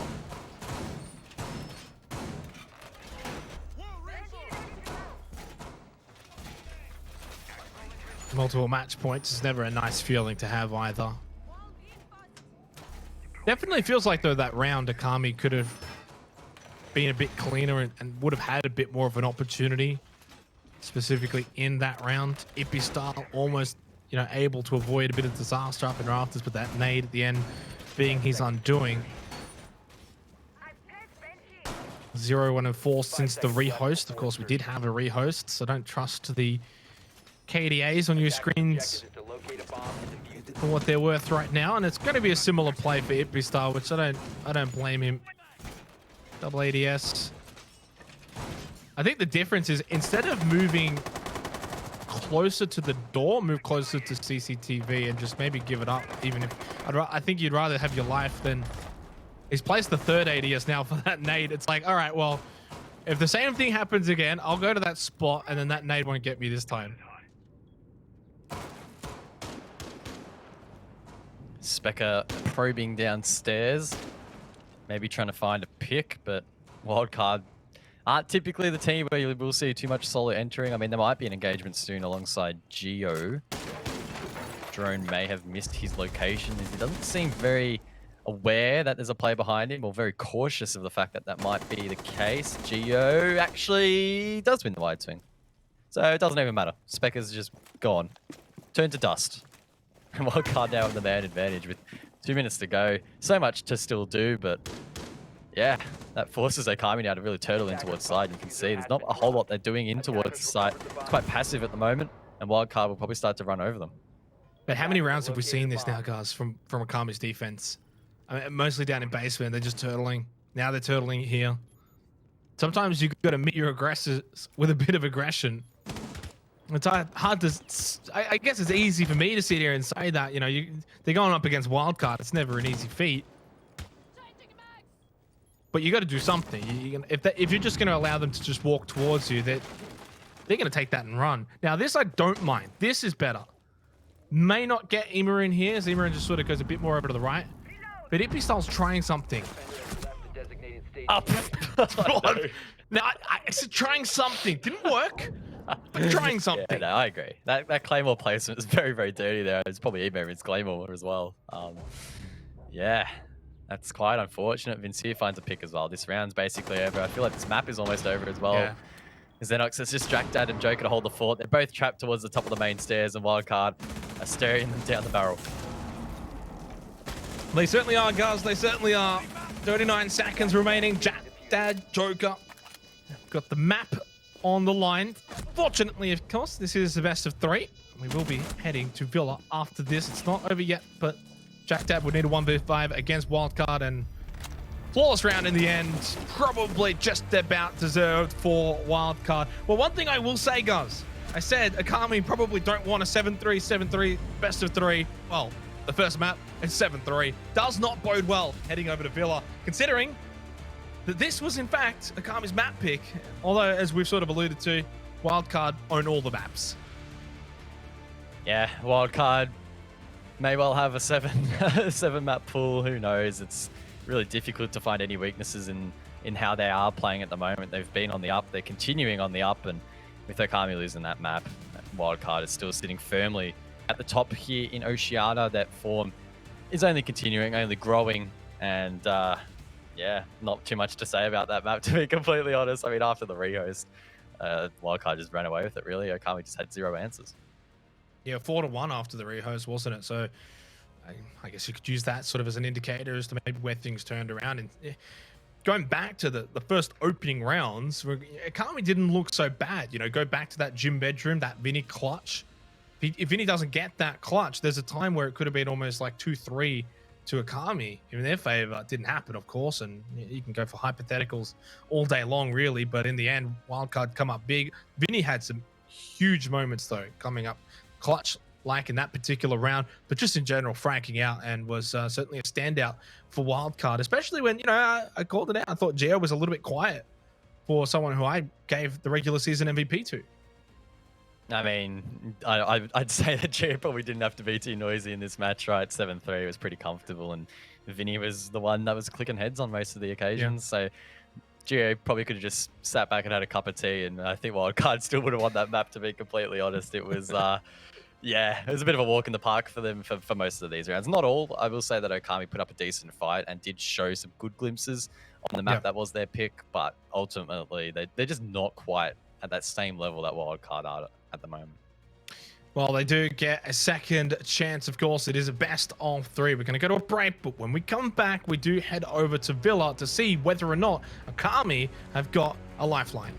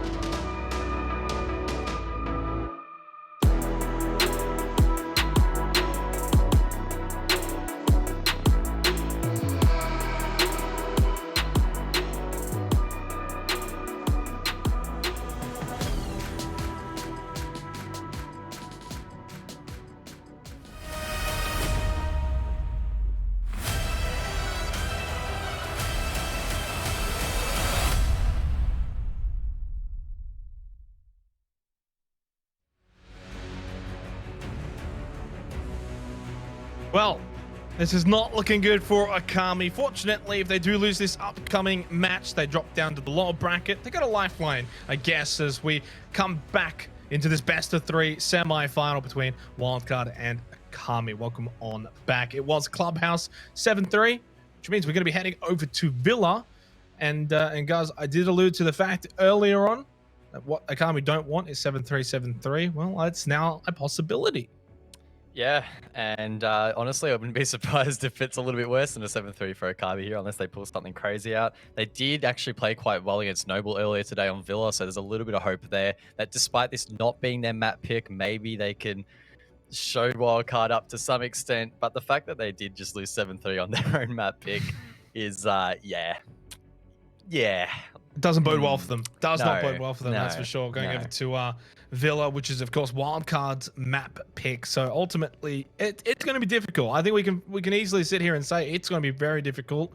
We don't give them much of a chance. I'd like to see them though fight back, maybe send it to OT, throw everything they've got at it. In saying that, it is only the semi-finals. And then actually a comment you made sort of off air was we might see these two teams in the grand final, and that's where you want to definitely utilize all the tactics that you've got then. So just maybe if there is still a time to potentially hold a few things back, now's okay still to hold things back. 100%. Of course, the winner of this match does qualify for the Oceanic Major. They don't have to stress too much more, at least, about that. And in the case of Wildcard, they need those points to make the 6th Invitational. So this map will be a big one. It's Wildcard and Okami, the second map in this best of 3. It's Villa. This should be a little bit of a barn burner, potentially. But we are expecting Wildcard to probably run away with it. I think you're expecting Wildcard to run away with it. I wouldn't be surprised at all to see Okami win a couple rounds. Maybe like 7-5 to Wildcard. I don't think we'll get overtime. Who knows? We'll have to wait and see. I didn't necessarily predict 7-3 to be fair. I did just say, like, in the grand scheme of things, probably want to be able to make a series close if it's a team that you're going to have to beat eventually to win the whole thing. And 7-3, 7-3 certainly not close. Into the ban phases, Thatcher, Maverick off the board, and Valkyrie will follow. Yeah, nothing crazy so far. We've got a Heartbreach ban, a Thatcher ban, and an Intel Gathering ban. I don't know why we would see anything too different to what we saw in the last map, so we might see something like a Kaid ban taken off the board. And there we go. Not a whole lot to say about this ban phase, if I'm completely honest. It's pretty stock standard. It's going to come down, this matchup, I feel, to who makes the least mistakes. It was really a case of that on Clubhouse, where we didn't see anything too wild. It really just came down to executing those basics, making the least mistakes, and Wildcard, being one of the better teams, or the best team in the region, should be making the least amount of mistakes. And unless something crazy happens here and Okami are able to capitalize on the small amount of mistakes that Wildcard do actually make, it's going to be very tough to see them get their way into this match. But who knows? We've seen wilder things happen before. Is there a stage where mentally Okami might check out in this match? Like if it just gets a bit much, 3-0, 4-0, do they just sort of say, all right, we don't want to show anything else that we might have that maybe in a grand final we could use to get back into it? Something like a bit like a Digital Clash, for instance, like something that maybe isn't always shown or isn't always used. Yeah, again, that sort of links back to the point I just made. I don't expect anything too crazy to come out from either of these teams. They'll probably stick to pretty default setups and execute those basics, not revealing a whole lot that the teams watching at home right now will be able to VOD review on them. Of course, keeping in mind that these teams will be versing others in the Oceanic Nationals later. The winner, Sword, they'll verse the winner of Knights and LFO, and then actually the loser of that match will be taking on the loser of this one. So you don't want to be revealing too much because that compromises your run later, but at the same time, you also don't want to be getting smashed. It's just not a good look. It's definitely not a good look when, as I said before, there's a chance you might end up playing them later on. And it's sort of what happened as well in Six Masters playoffs. These two teams played each other once earlier, even before the grand final. I think if I recall, Okami did a little bit better in the grand final than they did in that earlier matchup. So it doesn't always spell disaster if they do meet each other again. But Wildcard, they're the best team in the region right now, that's for sure. And they've certainly earned that reputation, that title. Imran just being a bit cheeky over at Stable Yard. Lots of time. Wildcard are going to be attacking first, though. So, you know, you said 7-0, something ridiculous like that could be a stomp. Well, Okami are going to be defending at the very least, so could steal a few rounds early on. Maybe. Wildcard going for a map clear from the north. No one really contesting this. Okami, again, playing quite close to site. That's what we saw in Clubhouse. They weren't willing to extend too far away. And that, of course, does play into the hands a little bit of Wildcard, who like to establish that dominance early round and then convert that to some mid-round disruption before, of course, going for that final execute. This round, I'm anticipating will be no different, and it's pretty similar to Clubhouse in the way that it often plays out with that pacing. Vinny, he's actually below. He could provide some nice disruption. There's still some utility that they need to try and take down, as that Vulcan shield will be taken down alongside Joker. So Wildcard now have that man advantage, and yeah, this should steamroll into a win, I would hope. Again, they've just got to minimize the mistakes. They've just got to minimize those mistakes. No, I definitely agree with you. I don't recall that many massive mistakes from Okami on Clubhouse. I just felt they didn't play aggressive enough, and that they just allowed Wildcard to do whatever they pleased on the attack. Bomb located by attackers. And you're already sensing it similar here again. Okami, though, do have a couple of roamers around. Spec is down in piano. 40 seconds remaining. And it's at least that vertical control now. Not too bad of a play here. Could push over to the stairs as well. Gas canister's out. Smoke is out too. C4. Didn't quite rip it and throw it just yet. Diesel has moved in though, and that is the C4 play from Specker with 20 seconds to go as well. They have to push in, grab that diffuser and go for a plant. 15 seconds left. Specker stays below. 4 versus 4. Impy Styles down thanks to Imarin. And as Wildcard usually do, they capitalize. Vinny with a double. Specker coming up big, but just can't quite do it himself. He needed help. It's a 1 versus 3. Specker pushes up now from below into games. Can get maybe one there. That was his opportunity to make it a 1 versus 2. Unfortunately, falls short of the mark, and it did so much right in this round. Unfortunately, just didn't have any help, Guz. 30 seconds now left. Specker still yet to find a pick and needs to probably find all 3 if he wants any chance of counter defusing. Does find 1 though. Needs to ace it, of course, in this round to find all of the remaining attackers, but Jerry shuts it down. Wildcard take the round, and wow, that execute was really just poetry in motion, right? Yes, Specker did a great job in denying it from below, but it was like, again, Wildcard just entered this new gear and just went, oh, okay, whatever, we'll just frag you out and get the play down anyway, right? And just when it feels like Okami might be a chance at winning the round, Wildcard just go, nope, no chance.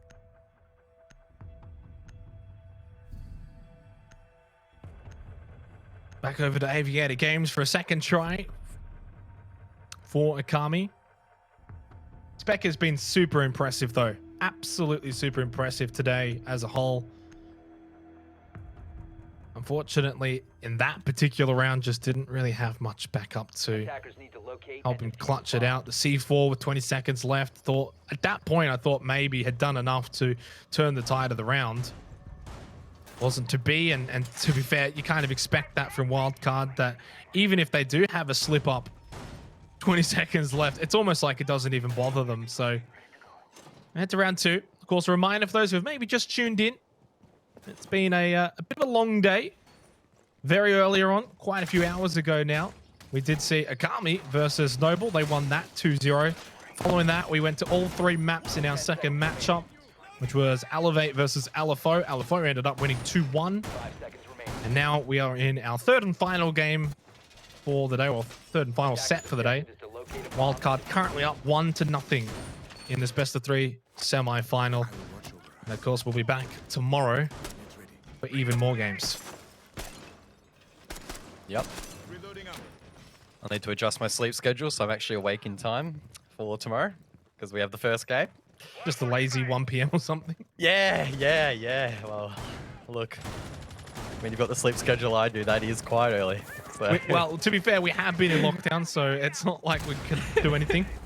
Yeah, not much to do these days except play Siege, cast Siege, talk about Siege. Oh well, wouldn't have it any other way. 2 minutes into this second round. It's really all on Okami, though, to turn things around. Wildcard are just doing what they usually do. And it's up to Okami to meet them halfway in the middle. Specker definitely tried to do that in that last round.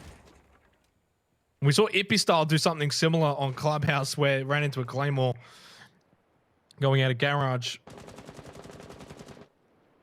And I don't mind those sort of plays, being a bit more aggressive. Try and even just spawn pick someone. Try and get that 5-on-4 advantage early on into a round.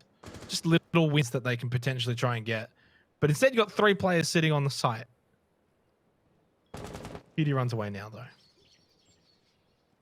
Again, it always feels like Okami are being circled by vultures, doesn't it? Wildcard are just waiting patiently around the map. Ippy Style doesn't have any patience, though, and gets punished. Oh, no. That's It's a Emo really again. nice frag for Emo Rin. It didn't even look like he was meant to win that, but nonetheless comes through. And Ippy Style will be a little bit tilted by that. Probably expecting that to be an easy frag, but Emo Rin just so good on repels just in general. Shuts him down. Ippy hasn't been able to get into this series at all. You know, he's known for finding those opening frags and making something happen, but just time and time again hasn't really been able to have much of an impact, unfortunately. And you said might be a bit tilted from that. I mean, it's probably just a combination of factors, really. Ping 2.0. Going to try and use that nade to get rid of the Vulcan shield. Gas canisters out just to buy some time, but it's Pat who takes off the head of Specker, and well, that's a pretty strong dude to get rid of. Yep, 5-on-3, 30 seconds left. Now, Joker's in the prime position to try and deny this entry in towards the site. Has a C4 in hand as well. The rip sound may be heard on the drone, unsure, but nonetheless, Wildcard will need to try and push deep to avoid that. Diesel will do so, planting next to the model on this occasion. They need to be careful not to stack too much here. The C4 could ruin everything, but you can just shoot their head as well. That doesn't matter. Jack Dad and QD now left to clutch it up. Make that just Jack Dad. This could be a flawless round for Wildcard. And it is. Jerry with a flick completes the flawless round. I know I joked earlier, Xenox, about this maybe being a 7-0, but I gotta say, the stage is being set. Oh, we're only 2 rounds in, but it's not just 2 random rounds, is it? It's 2 attacking rounds on Aviator Games, so it's not really spelling good news at all for Okami. It's spelling disaster. If anything, they have to give up on Aviator Games, though. They have to head over to Stat Trophy. Try something different. Let's just find a small victory to get back into this.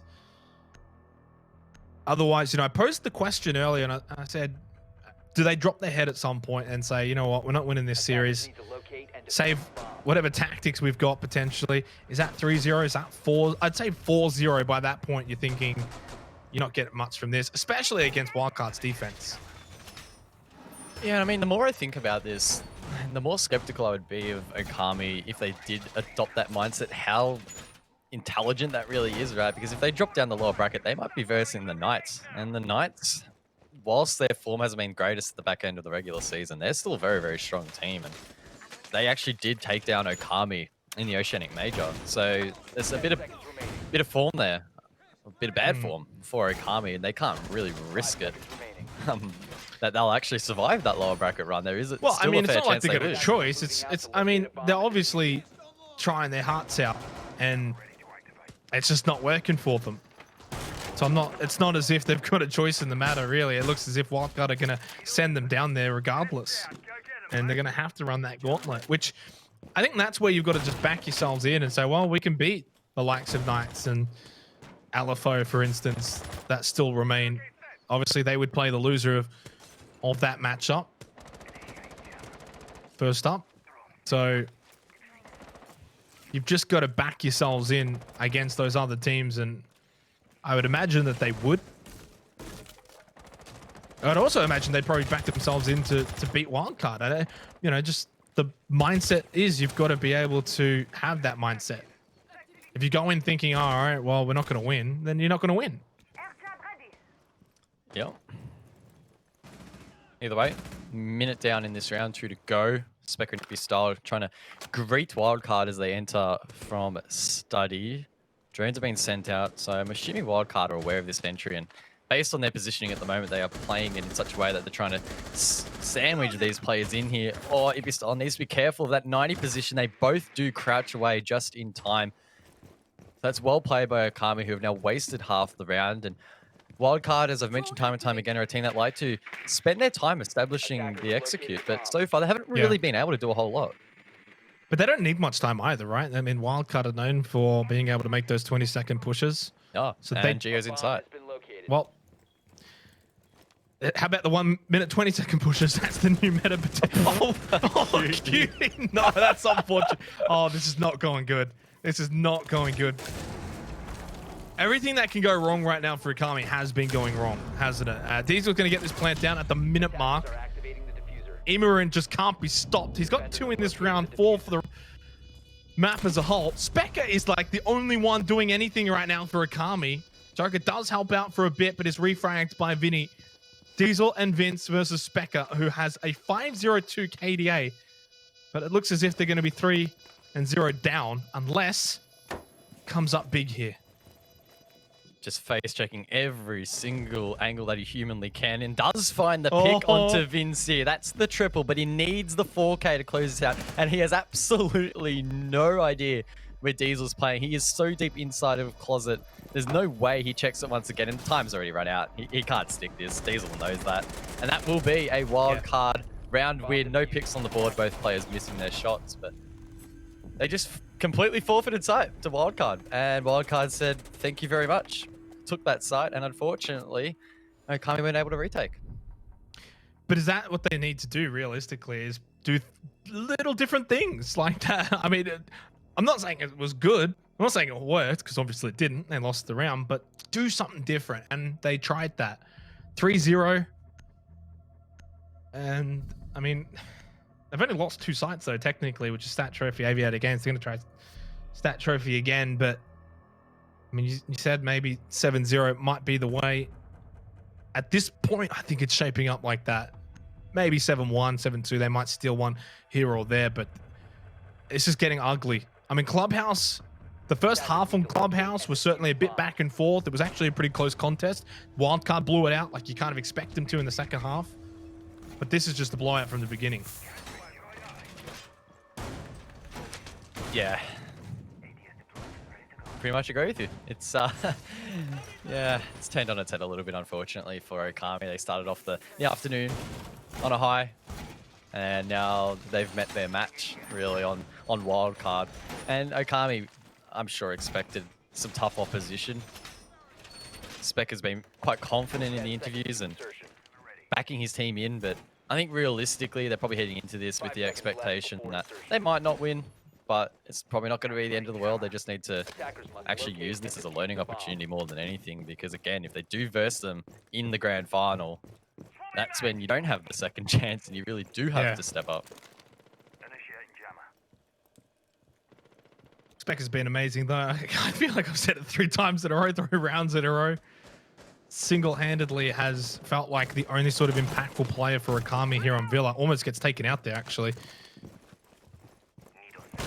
Looking for maybe a repeat.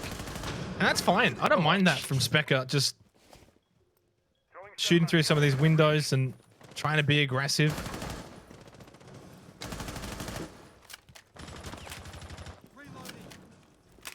Part of me really hopes he actually hits that wallbang, but chances obviously quite slim. He is, I guess, disrupting the drones quite a bit here and again, wasting Wildcard's time. And there needs to be a little bit more of this from Okami. Maybe not just him actually doing this disruption, because sooner or later, he's either going to try and make his way back to site and he'll get cut off, or he'll maybe find a pick and then get traded out anyway, and then it kind of nullifies itself.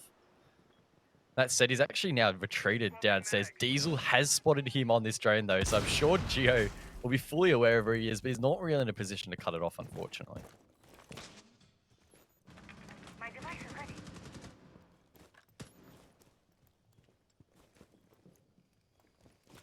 Minute and a half remaining, round 4 of this second map of the best of 3. And credit to Spec, he's just definitely trying to find something, some sort of an avenue to get Okami an advantage. Pre-fired from Vinny as he swings out. Not going to find Specker or anyone for that matter. Well, definitely Specker bought them a lot of time, bought them a chance, and Ippy Styles bought them an opening frag by eliminating Diesel. Certainly could feel the confidence for Ippy. Has struggled thus far in this series. 55 seconds remaining. Still a lot of time for wildcard standards, but down a player now. Attackers recovered the bomb diffuser. This is, of course, the first time that Okami have gotten the opening pick, I believe. So they should be able to be in a nice position to try and capitalize on that. It will be worrying if they do somehow struggle in this round still. Wildcard playing patiently as always, but that time is running low. 30 seconds left on the board, and I think they're just going to try and send it, try and refrag this out. Pat finds the first. It's a 4-on-4 trade. Is not immediate. Imorin trying to find these picks, but can't quite. Does eventually find one, but the crossfire is held. Pat left in a 1-on-3. Should be taken down, and is Okami able to finally get a round win. Well, the good news is that at least they don't get 7-0. And the better news for me is it might give a chance for 7-3 still to happen. You really want a 7-3, don't you? It's You like, really no, want well, it's just, I'm just saying, it's like win-win, right? Certainly better. And they can head down to, no, they're going to go back over to Aviator Games. I really thought they'd just go kitchen dining there because, well, you know, they tried Aviator Games 2 times and they lost Aviator Games 2 times. There's only 2 more rounds in the half. May as well do something a bit different. Take us to library, mix it up, get a bit exciting. We've actually seen a couple of teams play a bit of library, and in fact, some teams most recently are actually incorporating some verticality into that. So keep an eye on that site. Maybe we'll see it played somewhere else in the playoffs. Maybe we'll even see wildcard attempt it, but again, highly doubt it. Considering they're leading, they'll just be quietly hiding the strats, as the kids say. So probably not expecting that. But yeah, nonetheless, we are heading to AVG. As you mentioned, played twice, lost twice by Okami. So we're probably expecting wildcard to win it again, right? That'd give them the 4-1 lead. And from that kind of position, it's very difficult to see Okami to bring that back on the attack. I think even at this point, 3-1, it's already going to be difficult. The best case scenario for Okami is if they make it 3-3. It's as simple as that. They're going to win these next 2 rounds. Wildcard's defense is going to be very difficult to overcome. In saying that, I mean, Aviator Games right now, Okami have got something to prove here because the first 2 rounds did not go their way. It wasn't even close. Like, the first 2 rounds were just very clean for Wildcard. But maybe Okami have just sort of opened up a little bit. Happy to play a little bit more free, a little bit more wild. Hold different angles and positions and be a little bit more aggressive. Put some pressure on like Diesel and Vinny here as they're coming in. Other side of the map. In closet, so this is not something that's nice to deal with, and Joker's just putting them off a bit. And this just saves time. That's all it really is, just buying some time.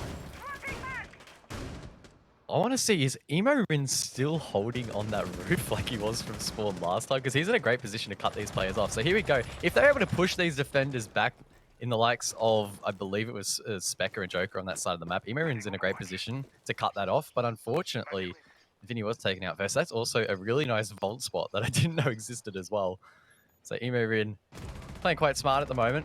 He's got a great leap. He should be in the long jump as Joker finds another pick. Finally is taken down though. Specker, not sure where he's found himself. Probably somewhere. Oh, he's actually back inside. There you go. Not a bad result at the start of this round for Wildcard, but they have struggled a little bit when they've been at that man disadvantage.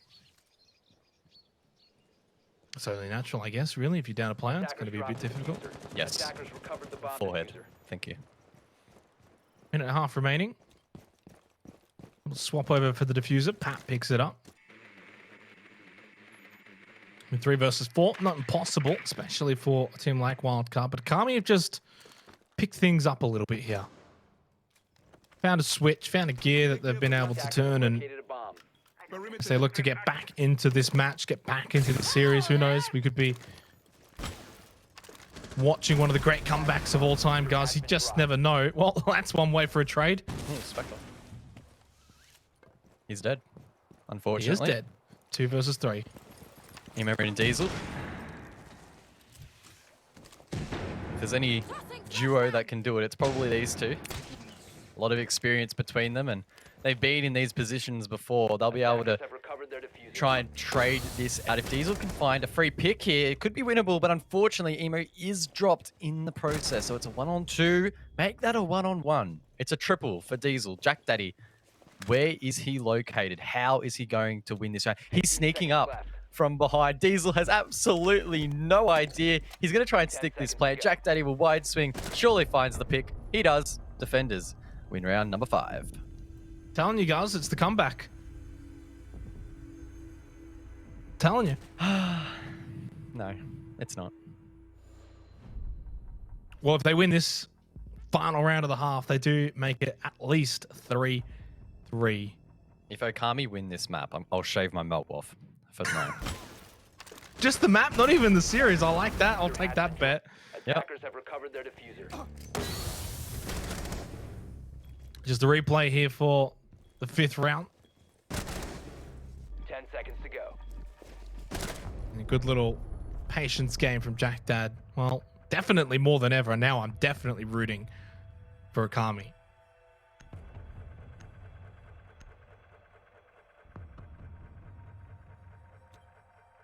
Alrighty, dining room and kitch. Defenders Let's protect finish the off this bomb half. from Let's being see if defused by Okami can even out the scoreline and threaten my Mo from being shaved off. Probably should be anyway, but I that's tell you not the what, point. if they win the map, you shave the mo off. If they win the series, you also shave your hair off. just do the full manic, just like shave all the hair off. I don't think I'd go I'll tell that you far. what, if I mean, they I do need it, a I'll haircut, join you. but- Well, I'll join you if they do it. They're not Alright. going to do it, but All right, I'll hold you to that. yeah. That also means I need to wake up earlier tomorrow to actually shave my hair off. That's you're asking a lot of me here, but that's how confident I am that Okami will not win this series. But happy to be proven wrong. Always happy to be proven wrong. Attackers are moving out to locate a bomb. First time we're going to be heading to kitchen dining for Villa. So obviously we saw Aviator games 3 times. Finally though, Okami were able to get it 3rd time's the charm. And because of that, they've won 2 rounds in a row. They get an opportunity to make it 3-3 at the half. But we'll of course have to see what their attack is going to be like up against Wildcard's defense. And that's where I think we can both agree that's where this might just fall away.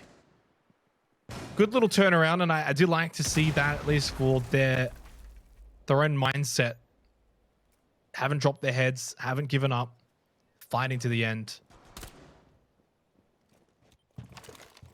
Cutie's been spotted in this position. He's in a nice, comfortable position as that, roaming off site, but he does have Pat and Vinny, I believe, trying to hunt him down, cutting off the rotates from those positions. Geo as well, down below, making sure that no one's roaming there. He's actually watching that through a punch hole. So that's quite dirty, but no one is playing down below. Pat, meanwhile, gets caught off guard by Cutie inside of the library position, or the living position rather, and he's actually able to just sit there. So no one from Wildcard in a position to refrag that out. A potential oversight, and that does give the man advantage once again to Okami. And every time Okami have gotten that opening frag, they've actually been able to convert the round.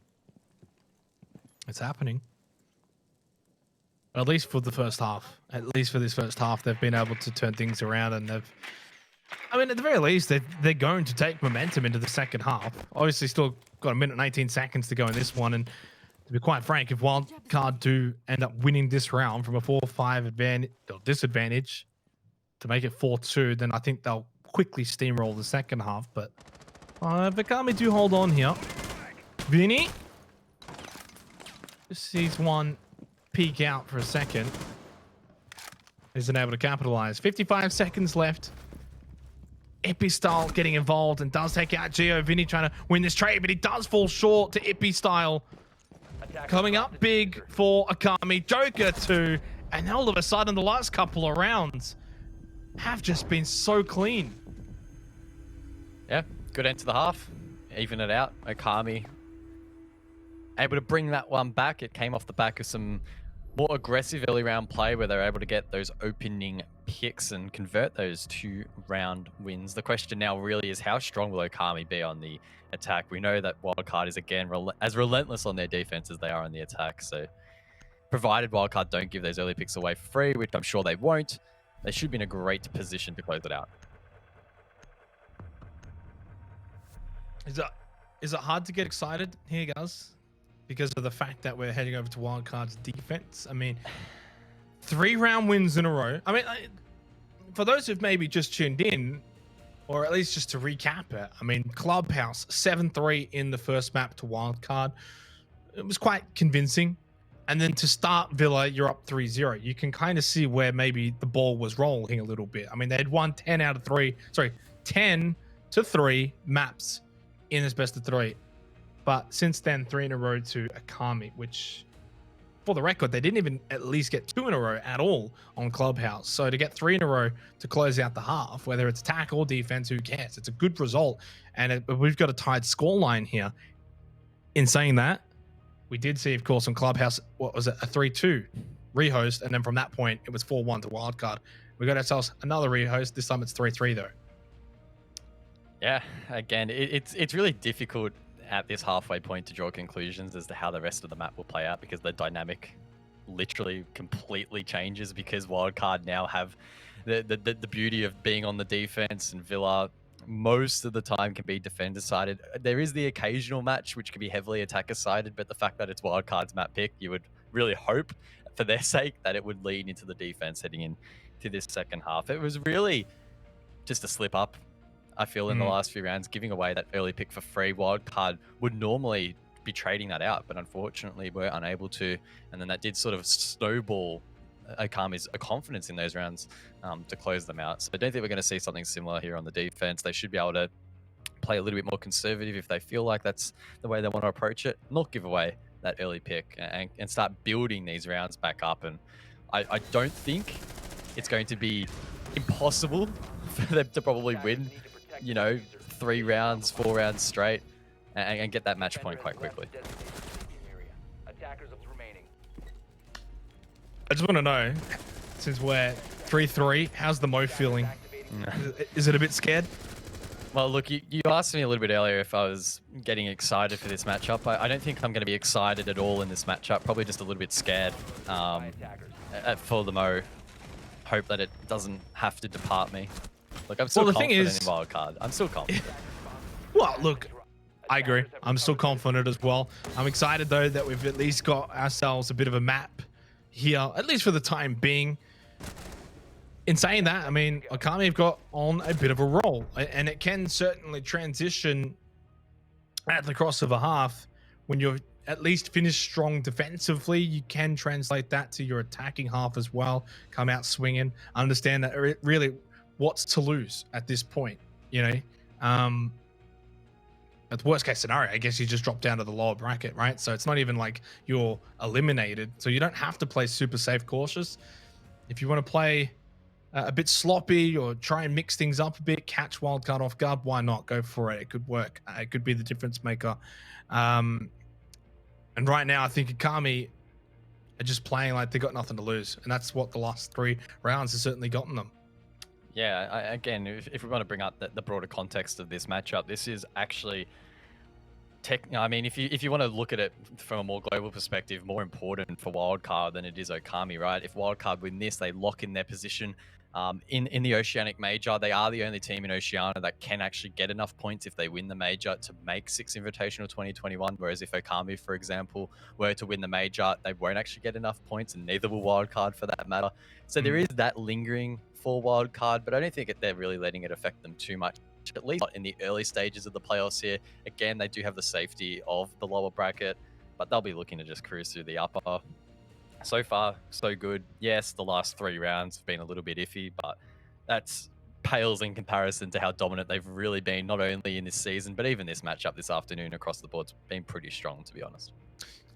Definitely.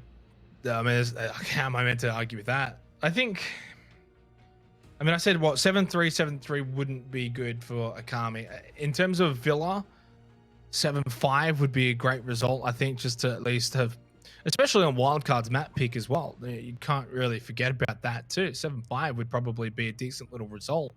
Overtime would be good, and obviously if they can actually win the map, that would bode very well. Even if they then lose the third map, if they win Villa, it probably in my eyes makes them clear-cut favorites for being able to compete against Wildcard in the grand final and go the distance, even if they obviously will in fact then drop down below. So there's a bit on the line here, as you mentioned, especially looking further afield to the OCE major, for instance, which, look, if I'm Wildcard, I'm not really probably thinking about that because it is far away. You got to focus on this.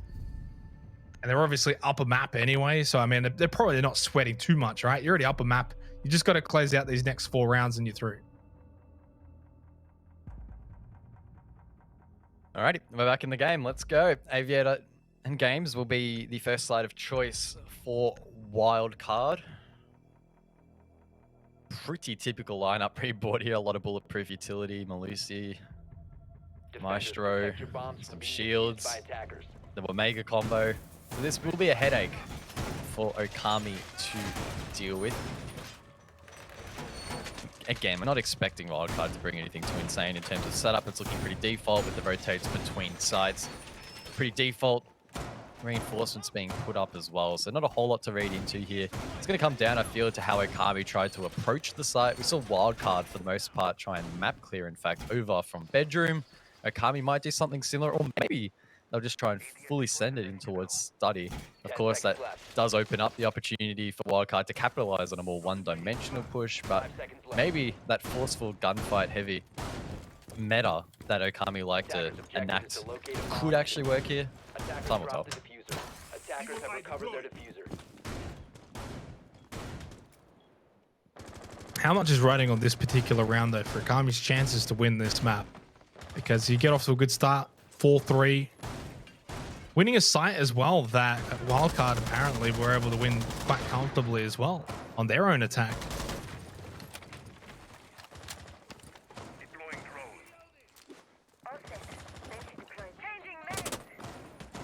Does look like Okami are actually going to dedicate pretty heavily here to study, so it's probably the more risky strategy, especially against the likes of Wildcard, who have probably seen this attack time and time again and are confident against it.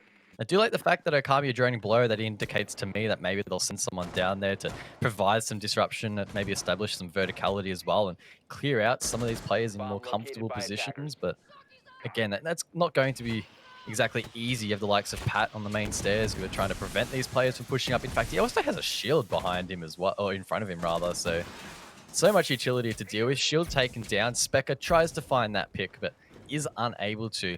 That said, though, decent control obtained early round here by Okami, and they have half the round to work with now to try and start getting the walls open towards site. Time to make a new door. Minute and a half remaining. So open the second half of the second map.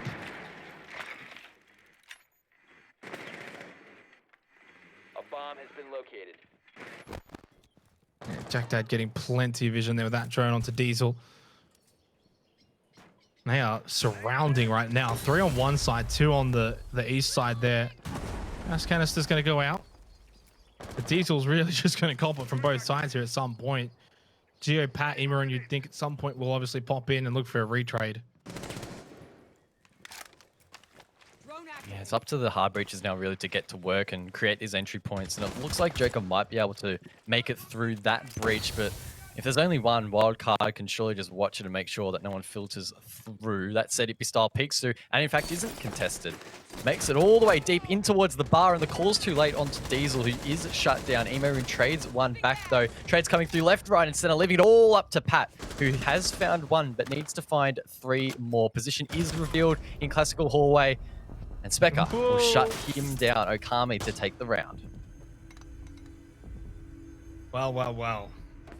4 rounds in a row for Okami. I mean, I know you don't have the stats in front of you, guys, but gee, I would love to know what was the last team to win 4 rounds in a row against Wildcard. That probably doesn't happen very often. And the fact that they've been able to get the attacking round win as well on Aviator Games, forcing already Wildcard are like, you know what, whatever, we'll go stats trophy. 4-3. From 3-0. It's just staggering. Locate and defuse as many bombs as they can. A lot of it also has to, in terms of credit, go to probably Ippy Style, who was one we sort of touched on earlier on in the series as not maybe having much of an impact. And I know at least I was sort of hyping up Specker in those first 3 rounds, and others have stood up. And that's been the difference. The first couple of rounds, I mean, they weren't good by any stretch of the imagination, but it was Specker. Specker was like 6-0 and 2 in those first 3 rounds, but no one else really got going. Now you got the Ippy Style finding frags. Joker's been huge as well. So there's multiple players now on the side of Okami have stood up, and it's been a large reason why they've got right back in not only the map, but maybe the series. Maybe. What will Wildcard have in response? They've at least changed up the site. They've also set up for a closet hold here. So 3 ADS devices, the castle as well on the board. Question is, will Okami be able to clear it quickly? Of course, Thatcher's banned, so that's not really an option. They'll be forced to burn it with flash grenades and other projectiles, and Diesel, in the meantime, can sort of just chill out and wait for that push to finally come through. We'll see 1 ADS burnt. I believe that's 2 ADSs burnt. Maybe it'll be 3 quite quickly. So this is good efficiency so far from Okami. Diesel will be aware of that. Needs to be careful he doesn't get naded.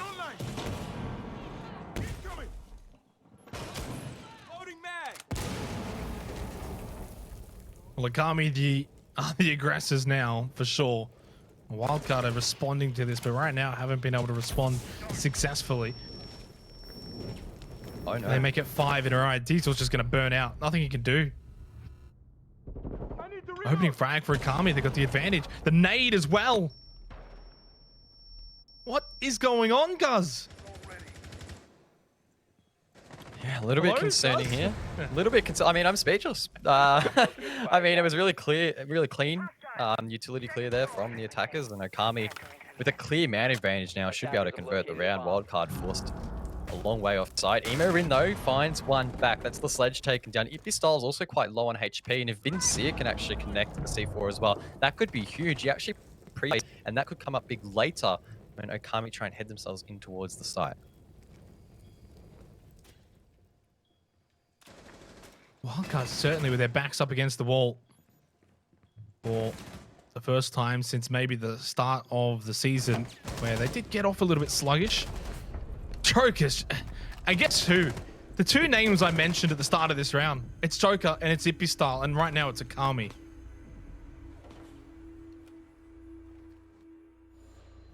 Alrighty, 3-5. Jeez, okay. Didn't expect to be in this position, but yeah. Solid.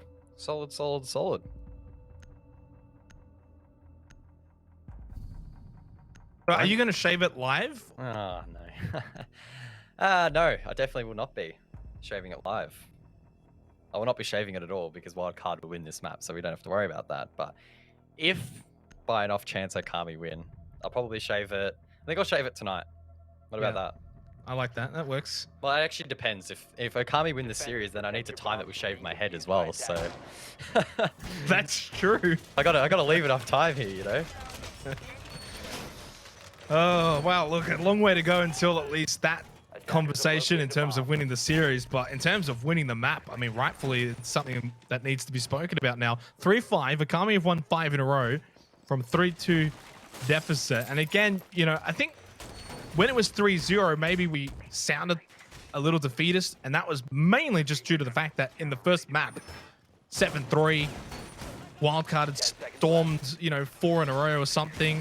They had made it almost like 6 or 7 in a row. It was like 7 of the last 8 was going Wildcard's way over the 2 maps. So it was, and we weren't really seeing in-game enough from Okami besides Specker to suggest they could turn it around. Well, they have, to their credit, turned it right around. And they got a chance to get match point now if you can find a way to get what will be round number 6 in a row against Wildcard.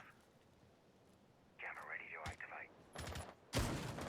Wildcard, to their credit, have switched up the site once again, so we're in kitchen. I'm dry. That means all 3 of the main sites will be tried and tested by Wildcard, and we'll have to see if one of these at least stick. Otherwise, yeah, Okami will be on match point. It's felt like a pretty consistent performance so far from Okami on these attacks across the board. No one player really massively stepping up. It just feels like a solid unit working together, and Wildcard just struggling a little bit here and there to win those ones and maybe giving away some of those early picks, which I highlighted earlier they needed to try and avoid. That said, though, they haven't given away a pick just yet. We see Pat inside of dining. We often see him playing the pulse in this position. Communication, of course, is key, and Wildcard loves to use that communication. Gio's going to know full well there's a player coming down these stairs straight away, and if he wins this one, that opens up the round. He does. Cutie taken off the board, and Pat will say thank you very much for that. C4 comes out, does a little bit of damage, I believe. Yep. But doesn't quite get the kill. Yeah, half health on Jack Dad there from that C4. Could have been worse, and he had the diffuser too, so could have been real worse. Knew that as well because of Pat, obviously, as we'd been seeing on the pulse. Now, though, Gio does actually die to Specker, who just can't be stopped in this series. 3-5. Overall, of course, it's 4-4 in game at the moment. Minute and 8 seconds. Vinny has slowed down. Really, a lot of members of Wildcard have slowed down a bit. Got to find a bit of form and try and get back into this because it's slipping away round by round. Setting nitro cell. At the very least, they're not at a disadvantage. It feels like for the first time in a while. And as soon as I say that, now they got an advantage again. Pat kills Joker. They take out Specker. That's a big pick considering what he has been able to do in clutch moments. Ippy Style's still around, but never mind. Takes a quick shot from Diesel, and Wildcard can just breathe a little sigh of relief here because they've got one back and they've stopped the run of Okami. Yeah, much better there from Wildcard. They got the first pick. They dictated the terms of that round and the pacing in which it played out. Yes, it was a nice trade out quite quickly, in fact, on from Specker onto Gio, but they didn't quite deal well enough with the key players on site. I mean, Pat was still there feeding information. He also got a C4, I'm assuming, off the back of the heartbeat sensor as well. Players like that are obviously critical in helping keep these defenses strong, and unfortunately, Okami just unable to deal with that effectively. That said, now we're going to see Wildcard rotate back to AVG. They lost it last time. If Okami can replicate that form again, try and get that opening pick and find themselves in this round, they will head to match point and reapply that pressure once again.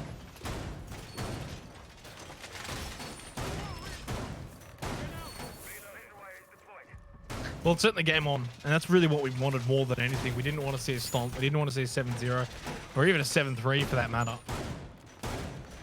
We got ourselves a match. We got ourselves a game. And Wildcard have got themselves a bit of competition, and that's really, when you think about it, really good for them. That they do have to just sort of buckle down a bit, make sure that they play at 100%. They can't just walk around and expect it to happen. Expect Okami to slip up and make constant mistake after mistake, which, well, certainly in the last couple of rounds they have not done. So, in saying that, you do get the feeling that now that this sort of magical Disney-like run has been stopped, is that it? Is that the end of it? Is Wildcard now just going to sweep them aside and win this 7-5? Maybe. Wildcard adopting a pretty similar setup to the last time they held AVG, so if Okami can dismantle it once, I don't see why they couldn't really do it again. I mean, you've still got Pat mainstairs with the shield Geo as well. Rome, though, on the cards here for Vinny down below.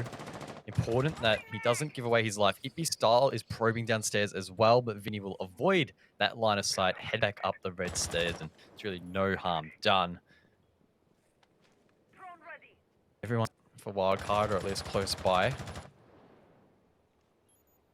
2 minutes left on the board. Not a whole lot done by Okami so far. Again, they're just gathering intel at the moment. They're droning out below quite critically, and that's important. They probably did see Vinny before. If they don't have confirmation that he's back on site, they're probably just making sure that it is clear and setting up those drones for the flank. It's a full study push So the flanks don't really need to be watched that intently, of course, outside of the main stairs. But as you can see, that is being held pretty strong at the moment.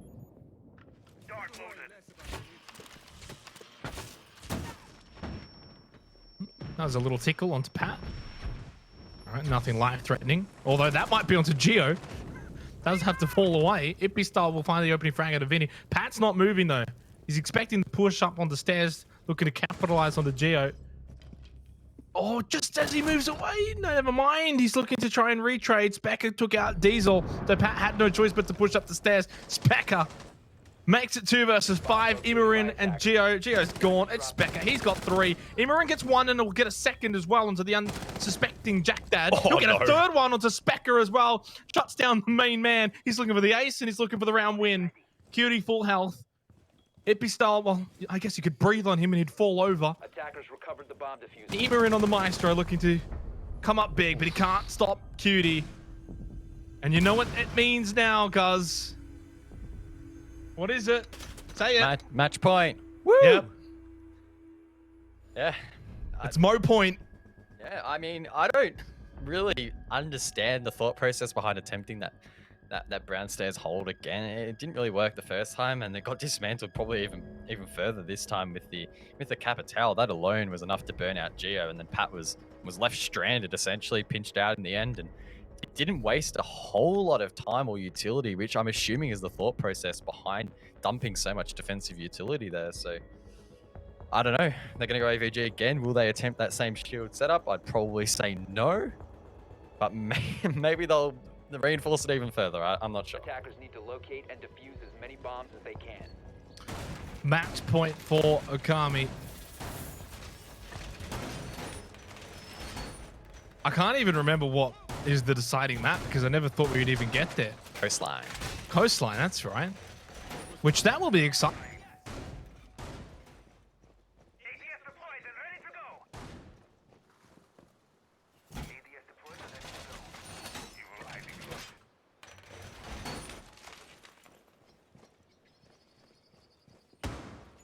10 seconds left before insertion. 5 seconds left. Attacker's objective is to locate a bomb and defuse it.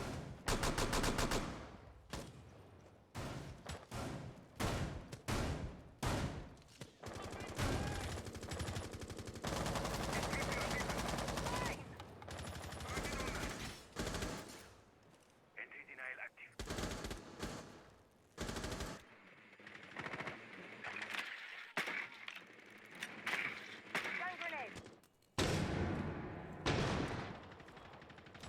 Reloading! Drone activated. Stay clear of the blast zone. We are protected.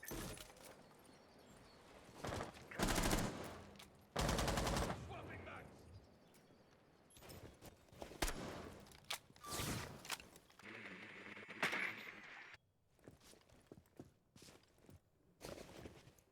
A bomb has been located.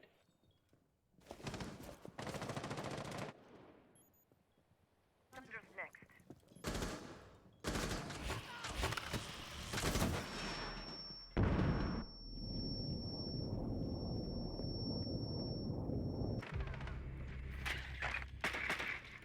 Drone ready.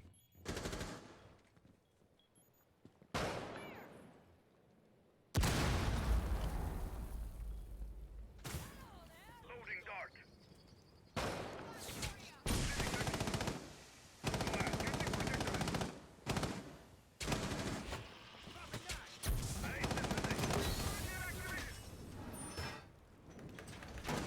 Attackers have located a bomb.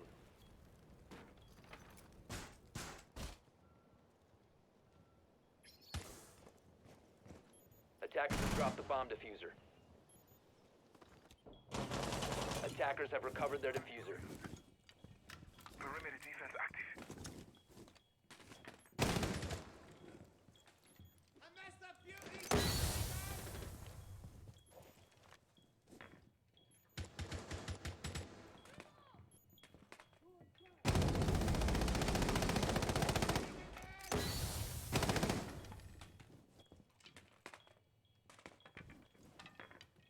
Dart loaded.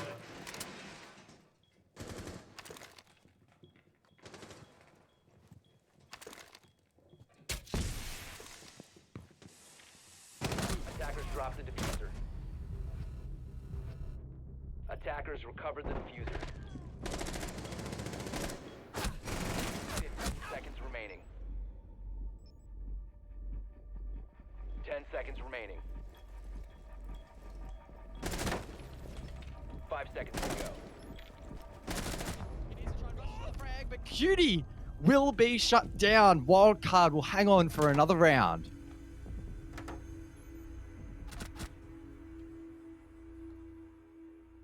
Oh. We were just moments away from that Mo going, and I was getting so excited. Geo comes up big for Wildcard right when they needed him. 5-6. It's still match point for Okami. They got one more match point, but if this goes OT, just wonder if they let a crucial opportunity slip to just dent the ever-present Wildcard. We go to Dining Kitchen.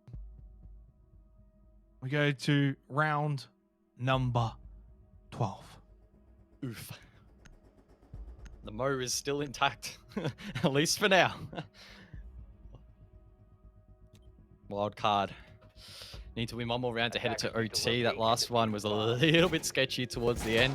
For the most part, it was positive, right? They had the 5-on-4. They were sitting inside, looked pretty comfortable, but the second that Okami flicked that switch and went for the execute, it all turned a little bit downhill. Geo came up clutch though, found the last few kills, and that was all she wrote in that round. We head back now, of course, to Kitchen and Dining. Not really a whole lot of success for Wildcard to fall back on here, and or is there? Did they win this 10 seconds defense? left before No, insertion. they did not. Did they? I don't know. I feel like the track is broken, so I'm just not going to rely on that, and I'm not going to rely on my memory because that is also Attackers must locate and defuse a bomb. pretty bad, to be honest. Can we just go back to no casters? Thanks. Yeah, that's why we got muted. That's why we got muted in the first place. No, but look, it's been an awesome round to watch, awesome match to watch. Clubhouse was very one-sided. It obviously goes without saying. But Okami have thrown everything at Wildcard, and to Wildcard's credit, they have been able to take that everything and now sort of fight back themselves a bit here. Opening frag is just so important though. It's like, what, 2 rounds in a row now that Wildcard have been able to have that advantage. Pat on the pulse is certainly going to help that out and has been very impactful with the pulse and a few of these defensive rounds. Knows where one is, could see for it. Or maybe not. 2 minutes on the clock. Round 12. Wildcard win this, they send it to overtime and can just breathe a little bit. We see Pat again inside of Dining. We saw him play this position earlier to gather a lot of intel for his team, and he's doing it again. So Cutie, Jack Daddy, and Joker, they've all been spotted by the Pulse. Wildcard will be fully aware of their presence above, and the likes of Vinny, who are contesting that position, have some confidence to back themselves in holding it and making sure that they aren't caught off guard. I believe there's also some support there from Geo. It is at the top of the Astro stairs. We even see Emo in above it as well. So this is going to be quite tricky for Okami to clear. How much time will they dedicate to it? I'm not too sure, but Ibisal does get the first pick, and Vinny's now in a very, very scary position. He needs to try and find the trade, and does. Diffuse it down. Can't quite find the second, but it's being traded out left, right, and center. C4 is being thrown out as well. Leaves it in a 3-on-3 with a minute to go. Attackers recovered the diffuser. Yeah, but Ibistal's quite low in this 3 versus 3. As you said, though, a minute to go. Bit of time still remaining. Okami to make their way through. Next kill, so important. Give either side just that advantage. No C4 for Pat. Just information. Diesel, how many gas canisters potentially? Geo, though, does blow up Cutie with that information from Pat. And the round is falling away from Okami, and just maybe the map is falling away from Okami. Nice little 360 drop down from Jack Dad. Didn't quite get the style points that he would have wanted. Does have the diffuser, but oh, this is as tough as it really comes, isn't it? 14 seconds left. He's got the Banshee in front of him as well. Geo caps it off with a headshot kill, and we do head to overtime. Never in doubt, really, was it? Never looked like Okami was going to close us out. Surely not. In all seriousness, though, good little comeback there from Wildcard. And again, it really just encapsulates their mental fortitude. We've seen them in similar positions in the past before in important games, and they are one of those teams that are never gone until the match is over or the rounds have been gathered by Okami. Gathered? Yeah. I'm running out of words. It's been a long day. I had an iced coffee before this match started. It's already starting to wear off. This is we're on dire straits here in the casting booth, but we will push on, just like Okami will push on, because they have to win this map.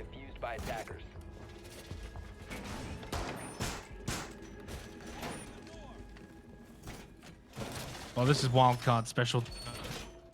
Fighting back even the slightest of adversity, they just seem to deal with it. Well, we've seen a couple of times this season too where they've had some crazy comebacks. At one point when they're down like 5-1 in a particular game and then they send it to OT. Something crazy. You can never count them out, and not like we did really, but the Okami hype train you did certainly. A little bit. No, No, you did a little bit.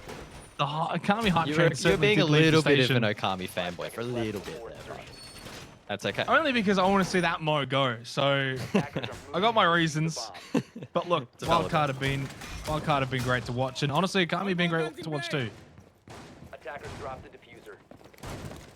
Well, it's crunch time now. OT, Wildcard starting on the defensive side, which is probably going to be favourable. Geo thinks about the early C4, but does think better of it in the end. How aggressive will these teams get? Ippy Style, I think, was getting quite aggressive there on the first floor. Geo needs to be careful. He doesn't get shot from behind. Emo needs to be careful. He doesn't get shot from below, but Ippy Style will clean that one up. Good frag to open things up. Unfortunately, Pat DCs as well. Man. No rehost, of course, after the first engagement. So this is going to be a 3-on-5. Well, this is the best start Okami could have asked for in the overtime portion. 3 versus 5, 2 minutes as well. So much time to just like play this patiently. Don't throw away any lives. Clear everything you can think of. Geo just getting a bit antsy backstairs, maybe looking to peek this one. It does successfully onto Specker. That was a big kill. No. Diesel also follows it up with 1-2. And from 3 versus 5 guys, it's now 3 versus 3. They all rush in towards Kitchen. Diesel, unfortunately for him, does quite hit the mark with the C4, and that plant should be secured. It is. Geo's flanking up the stairs, though. This could be huge. Oh! Manages to find them both. Vinny finds the last as well. How have Wildcard won this round? It was a 3-on-5. What? That is insane. Defender mission successful. They're like both walking down the stairs, but they're both looking back behind them. Oh no. Oh, that ain't it. That ain't it. Well, that's a little bit demoralizing too for Okami. And technically now, right, overtime match point, and from this point onwards, Wildcard just need one more round. It's been a incredibly valiant effort from Okami, but maybe guys, has it all just come a little bit unstuck here in OT? Wow, that was quite the round to unpack. So, unfortunately, Pat DC'd after Wildcard lost a pick. So it was literally a 3-on-5. Then Geo hits the blind pre-fire around the corner and finds one. Then you have Diesel trying to hold off 3 guys rushing in towards the side and was unsuccessful. And then Geo comes out of nowhere and just sprays them down. Oh. I don't think anyone had any idea what's going around. Never mind me. So No, exactly. wow, quite impressive. And Wildcard, they're 1 round away from closing it out. It's been an intriguing series, I'll tell you that much. Like, look, this could very well be the grand final matchup potentially. There's a big chance for that. You know, it did happen for Six Masters playoffs a couple months ago. So, if these are the matches that we do see more of between Okami Wildcard, we could have ourselves a bit of an interesting grand final. But you know, Clubhouse was 7-3, now it's 7-6. Yeah, it's been a very good effort from Okami. Definitely wanted to see that Mo go, but I think all good things do come to an end, and unfortunately, I think at this point, Wildcard will be able to get at least one of the two. Might be 8-7, or it's going to be 8-6, one or the other, guys. Yeah, I'd have to back you on that. When you've got defense in OT in most cases, it's probably going to be favorable. Villa, no exception. And yes, you could make the argument that it was pretty balanced considering Wildcard actually went 3-3 on their defenses. But in OT, when it comes to crunch time, defense is where you really want to be in most cases and on most maps. So I'm sure they'll be quite comfortable, especially considering the fact that they literally just won that round out of nowhere. They had no right to win that. Okami in a 5-on-3 should be closing that out. So demoralizing really for Okami. They'll have to ponder upon that a little bit during this rehost. Hopefully it doesn't get to them too much because they'll be heading on to the defense now. Of course, it switches each round. So there is every chance that they even it out 7-7. It's not done by any stretch now.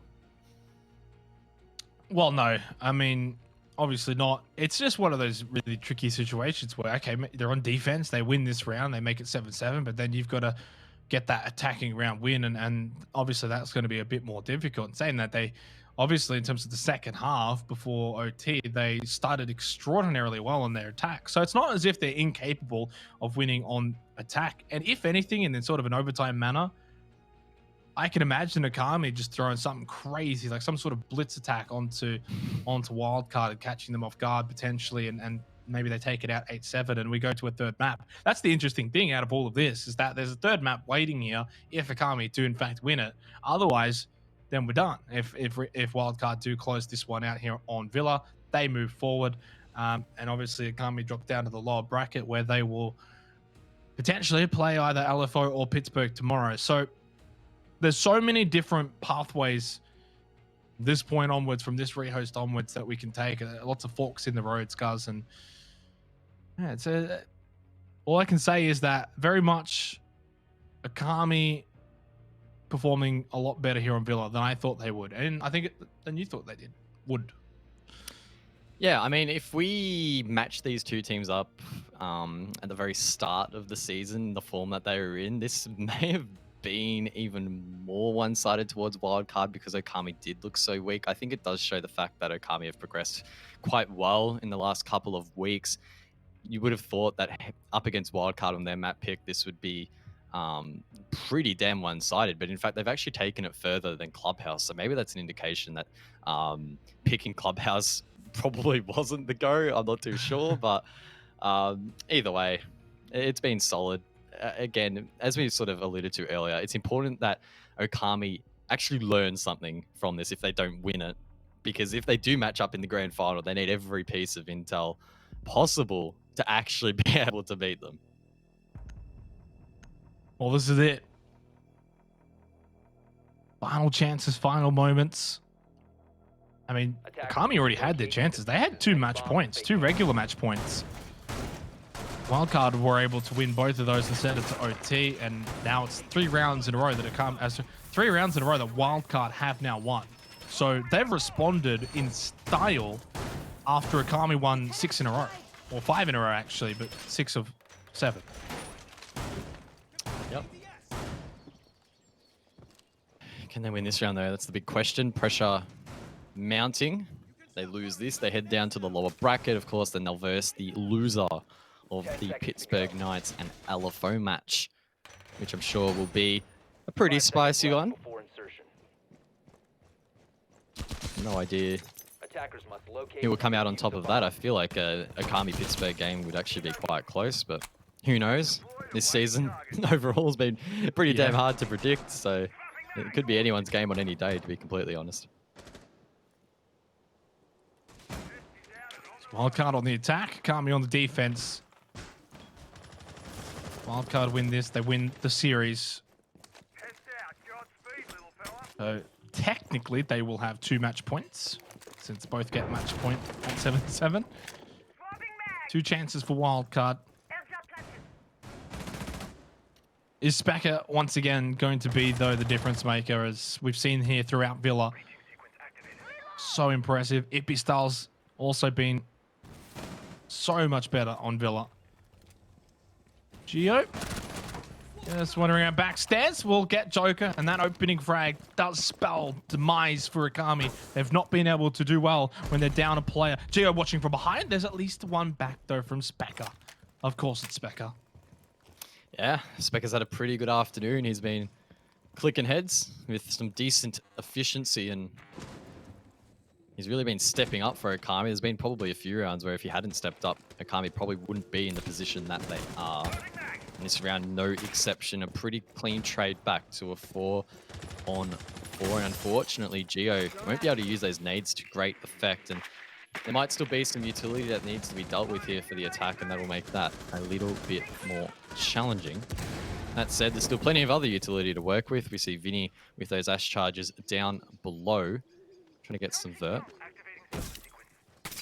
And there's Somers now will be able to be breached. That said, Jack Daddy's also in a position to counter that, but in fact, it was actually placed quite low. So that's a foothold to cut off the rotate over towards Astro.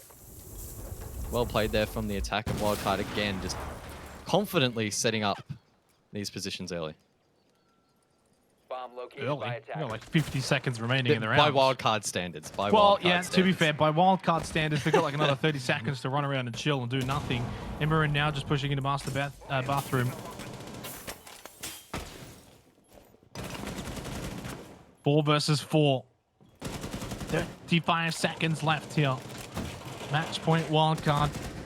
Can they get this frag through Emmerin? They can. He is successful onto Cutie. Pat's now going to repel in as well, but there are at least frags back now in favor of Okami, giving them a 3 versus 2 advantage. Pat as well stepping into that goo mine. And there's only 17 seconds left. Diesel does have the diffuser in hand. Time of the essence. Okami looking to send this one to 7-7. Pat will get Specker, but Ippy Style for the refrag. Diesel does swing out though, gets one back onto Ippy Style, but prone on the floor. Jack Dad sends us to 7-7. We have one final round of Villa. Ooh, it's been a little bit of a marathon here. It's been a long map. Full distance Wildcard. Now back onto the defense. They win this round. They win the series 2-0. If they lose it, Okami, of course, take the map and will head over to Coastline. Go. There was a small part of me that thought that was going to go the way of Wildcard, particularly late round. The trading was quite strong, 5 but seconds remaining. it was really well played there in the end by the likes of Jack Daddy. Diesel with no option but to try and hunt down that kill, and it was always going to be a tough one. AVG Xenox, it's going to be the site. Attackers need to locate and We've seen a lot of AVG. Wow, We wait. have seen a lot. We have seen a lot of it. Certainly the most common sight on Villa in this matchup. And you just have to wonder, though, where was this Carmion Clubhouse? Like, Clubhouse, they were so... like, you look up Turtle in a dictionary and you'll find their picture of them sitting on Clubhouse basement. And it's basically what Okami did for the most part. Not really giving us much there, but on Villa, they've stepped up and... well, they've basically matched Wildcard, toe for toe, shot for shot, round for round, sight for sight. It's 7-7. Couldn't get any closer than this. Attacker's objective is to locate a bomb and defuse it. And you just wonder, they potentially win this in this round. Can they maybe then steal Coastline and cause one of the biggest comebacks in Siege ANZ history, really, from the point they were down? Maybe. I think it's really going to come again down to who gets this first pick. It feels like almost every round has been dictated by that early round pace. I don't know why Geo and Pat are still dedicating to this mainstairs hold. It's felt like on every occasion it has been torn apart quite efficiently by Okami. Maybe this round will somehow be different. Wildcard will get in their face a little bit and maybe try and be more proactive in denying those explosive denials. But you can already see a minute into the round, they're feeling the pump a little bit.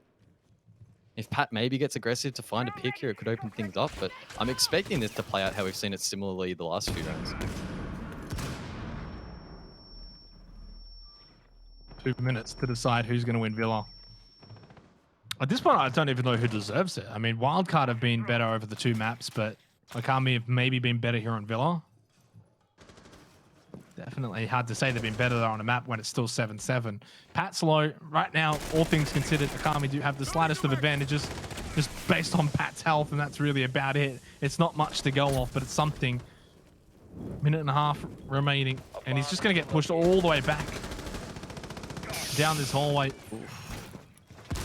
It's a risky peek, but doesn't get taken out. Jero can actually reinforce the wall. I believe there's an attacker right there as well. Pat's still trying to spray down that location. Everyone from Okami stacked at the top of these main stairs. This could either go really well and they're able to trade it out, or they will just be absolutely mowed down. Question is, what can they do to disrupt Wildcard? They're running around a little bit in sight. They look a little bit dazed, a little bit confused, but still strong nonetheless. And without a pick on the board here for Okami, their chances of winning this round grow smaller and smaller. The way they're positioned right now is like they're just positioning for the refrags once Okami start running in and basically shooting everyone. Nice little swing from Diesel, but unsuccessful with a shotgun. He's going to try again. Maybe those X-Kairas are going to go off now.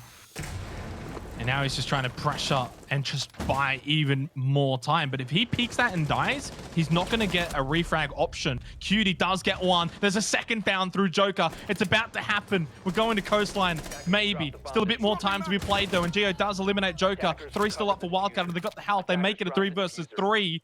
Maybe, just maybe, we're not going Coastline. Might have just got ahead of myself there. The big Diesel at the right time. Couldn't quite get the elimination. Jack Dad, Cutie, both so low. 10 seconds left. They're not even going to be able to get onto the side. The refrag, though, from Cutie does have the diffuser in hand. 1 versus 1 remaining. A triple kill from Cutie. Now to clutch, get that defuse down. Vince will make the run over to Bar. He will be able to stop this one. He will stop this series and save Guzz's Mo. GG. Well played. That was a barnstormer. Diesel, Diesel, Diesel. He does Diesel things. Massive play there to deny Okami from entering that breach with ease. And I think Specker sums that up pretty well. It was a fun game. It was a fun game to watch, and definitely gives us an indication as to how strong these teams are leading into the rest of the playoffs. Wildcard, they're looking good. They're the top of Oceania, but maybe Okami aren't that far behind. Well, 8-7 suggests, at least on Villa, they weren't that far behind. Overall, Wildcard do take out the series 7-3, 8-7, and they do deny Okami a shot on Coastline to potentially pull this series away, and Guz, the Mo is safe. Ah, thank God. Otherwise, I would have looked like a 12-year-old tomorrow, and that would not have been very good. It would have been funny, but not very good. And also, it means we both save our hair, because we all know if it went to Coastline and Okami won, we would have had to shave. And I know how much you love your hair. You probably love it even more than I love my hair. So that would have been pretty tragic. But yeah. Well, I wouldn't have minded it, to be fair. We both haven't had haircuts for like 5 months. So. That is very, very true. It would have been something different at least.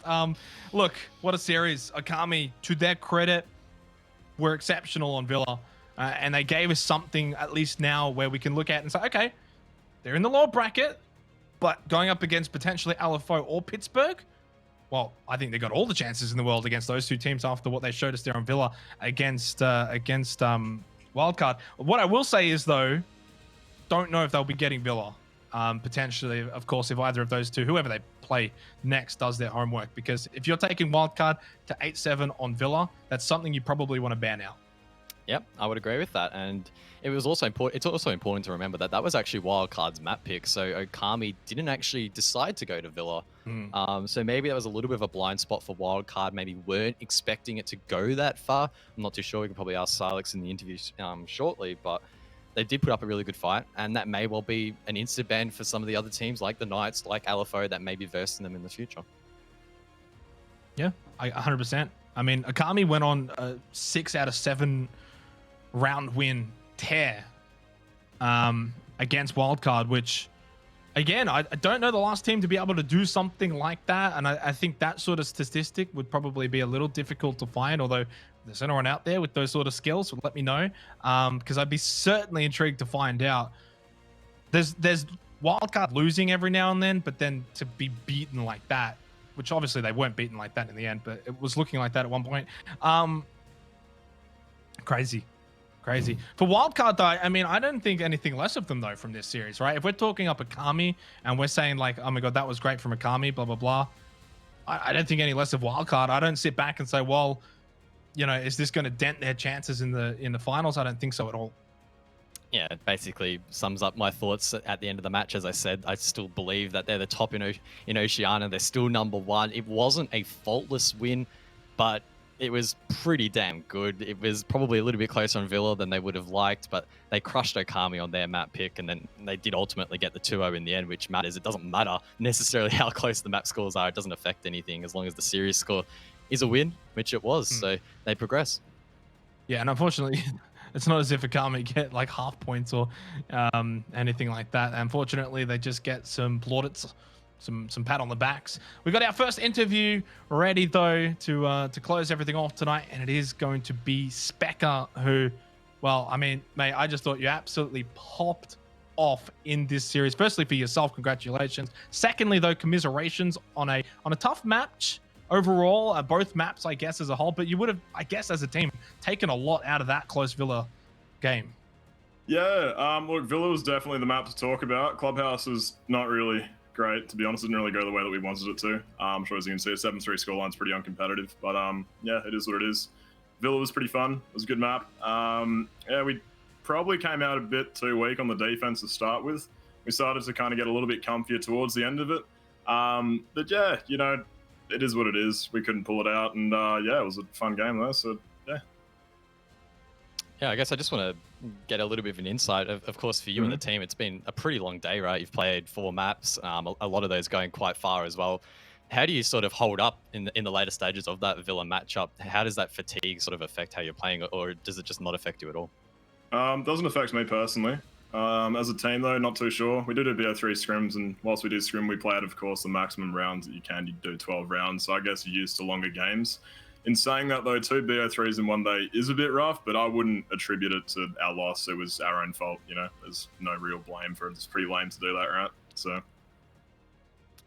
yeah. Just going back to Clubhouse, and I could be completely off the mark here, but I just felt that you guys were a little bit too in your shells a bit, a lot of turtling and not looking to make plays, whereas on Villa, especially the second half of Villa, that seemed to flip. Was that sort of the mindset for you guys too?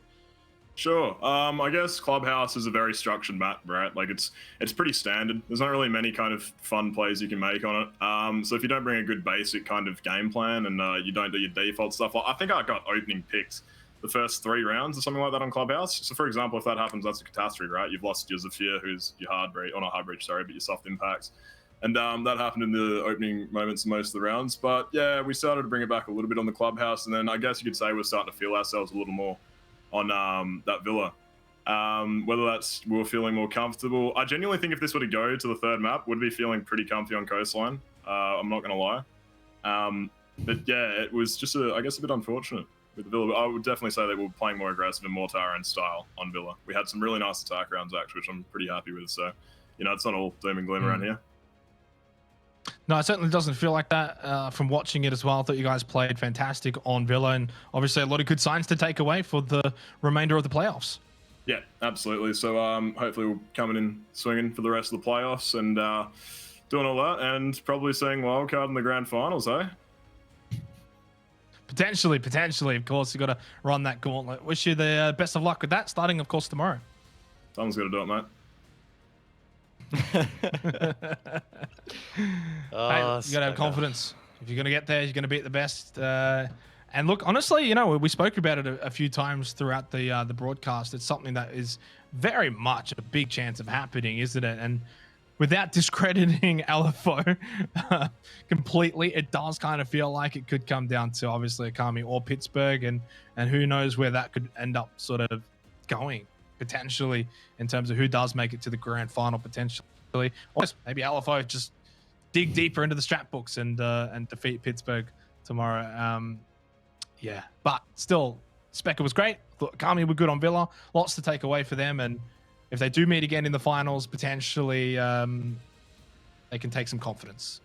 Yeah, I mean, Specker didn't seem too down in dumps, which is good to see. He's probably adopted the sort of mindset that we theory crafted, in that, yeah, you might not win it, but at least learn something from it. If you do take them on in the grand final, you know, you have that fire burning on the inside a little bit. You want to try and take them down. Finally, take down Wildcard, who have been number one for so long. And I'm sure that will be fueling them as they try and make that gauntlet run, because they have to be faultless now if they actually do want to face them again in that grand final. We've got our second interviewee for the night, which is, of course, Silex from Wildcard, who should be pretty happy with that overall. 2-0. Nothing wrong with that one, mate. Congratulations. Obviously, Villa was a little bit closer than you would have liked. Yeah, so series win, that's really good for us. Guarantees us our spot in the major, which was our end goal, of course. Yeah, Clubhouse went pretty well for us. Villa was a bit rough, but yeah, we got there in the end. Yeah, I guess I want to talk about that map veto just a little bit. Were you actually expecting Clubhouse to come up at all? Never mind BO Kami's map pick, because when I saw that, I was like, that's probably going to favor Wildcard because you guys are super structured. Did that throw you off at all? I mean, obviously, probably really didn't when you look at that final scoreline, but did that affect like sort of how you prepared for this matchup at all? Or? We had a list of maps that we thought would go through. Clubhouse was one of them. Given that we played it a few times in the during the actual season, we won them, but like we didn't show that we were playing too well on them. So maybe they would pick Clubhouse, just pick apart like where we went wrong and everything. So we had been working on it, of course, and yeah, it came up pretty well. Last time we faced them on Clubhouse, that was the Carly incident. Yeah, it was great times. But yeah, I think we did pretty well in Clubhouse in the end. Yeah. Yeah, I agree. It was pretty good. Can you talk us through Villa, especially during the 5 round wins in a row for Okami? What was going on there, do you reckon? Yeah, so we managed to watch their Villa match against Noble, just looking for things that they were doing, picking things out, and we had a pretty decent read on how they would play it. A lot of things went in our favor, but then when we started losing some rounds, it was just a bit slow on some parts for our attacks. And then when we got to our defense rounds, we kind of let them have free reign to use their utility and just clear us out of positions, and we weren't contesting those situations. So all their Capital flame bolts and their grenades just like got sent over to us for free. So that was just, yeah, free picks for them, which opened up the round for them. And I think another one of the rounds was it was the first defense round that we had on Aviator in games, where they just kind of pushed the breach for free. We didn't have anyone watching it. We had someone passively watching the angle, just say, hey, they're inside games now. But that was like, that call's way too late. So like minor communication issues, and in general, just not playing aggressive enough on our defense. Well, you are going to be playing, of course, the winner between Pittsburgh Knights and LFO, I think tomorrow at some point. Best of luck in that matchup, mate, and best of luck, I guess, for the rest of the playoffs. Thank you. See you guys. Well, look, happy. Obviously, biggest thing you pointed out was that the OCA major. So yep, lock them in. It's like win, win, win right there for Wildcard, isn't it? They didn't have to go to a third map. Lock in for the major, all of these great things, and obviously moving on with the playoffs itself. So, and also win for you too. You got to keep your mo. Everyone's winning right now, except for Okami. for Okami. There's the graphic, by the way, the bracket that we have slowly started to chip away at today. Of course, quite a few hours ago, earlier this afternoon, we did start off with Okami versus Noble. That was a 2-0. And then following that, we saw LFO take down Elevate with their beautifully deep strat book. And then, of course, as we just saw, Wildcard in a very close one on Villa, 2-0 after what was an earlier easy win on Clubhouse. So it kind of sets us up for tomorrow, though, doesn't it, guys? Which, of course, we've got Pittsburgh Knights versus LFO you would think we're going to be starting with, because it can't be Akami versus no one else. So we definitely will start with Pittsburgh versus LFO, and then of course Akami will be awaiting the loser of that game to see who they play in the lower bracket semifinals. Yeah, and then leading on from that, of course, the winner of that matchup will be greeted by Wildcard in the upper bracket in that winners final. The winner of that, of course, then progressing straight through to the best of 5 grand final. So, I mean, yeah, today really set up a really intriguing playoffs. Unfortunate, again, for Noble and Elevate. Unfortunately, no second chance for them, but all the other teams are still battling it out to try and make the final 2. Exactly right. So the winners finals, where you kind of want to be at this point, and for tomorrow, you know, Pittsburgh versus LFO, whoever can of course win that, they do head over to the winners final. They get to still keep their second chance, that if whoever does lose that winners final drops down lower final, etc. So for Akami though, of course, tomorrow it's do or die from here on out. They've got to run the gauntlet from tomorrow onwards. They will of course be watching Knights versus LFO intensely to see who they're going to be playing. I would say, guys, it's very likely it'll be LFO. I don't want to jinx that one, but Maybe LFO. It'll be probably LFO. Yeah. You reckon LFO is going to beat the Knights? Oh, no. No. Lower bracket. Yeah, shit. What? I mean, look at the time. All right, it's 11:30. It's been a long day. Been a long day, but it's been a good day. It's been very enjoyable, and of course we'll be back tomorrow. We'll be back on Sunday. There's so much still to be played for Oceanic Nationals playoffs. Still so many storylines to play out, and I can't wait, guys. 100%. I mean, again, just summarizing today, Wildcard. Well done to them. They are now locked into the Oceanic Major. They're the only team in Oceania that can make 6 Invitational if they get the points at the Major. So that is a huge tick in the box for them. Unfortunately, Noble and Elevate, they head home packing. They have to wait however many months until the season comes back next year. So that's pretty rough for them. And then all the other teams, they're battling it out to try and take down Wildcard, who is still this dominant force in OCE. So can someone take them down? That's the question. I'm not too convinced, but you never know. It's certainly going to be a difficult task. Well, of course, that's us done for day number 1. Of course, tomorrow we will be beginning with day number 2. 2 p.m. Make sure you stay tuned in tomorrow for what's going to be another awesome day of Oceanic National Playoffs. We'll see you then.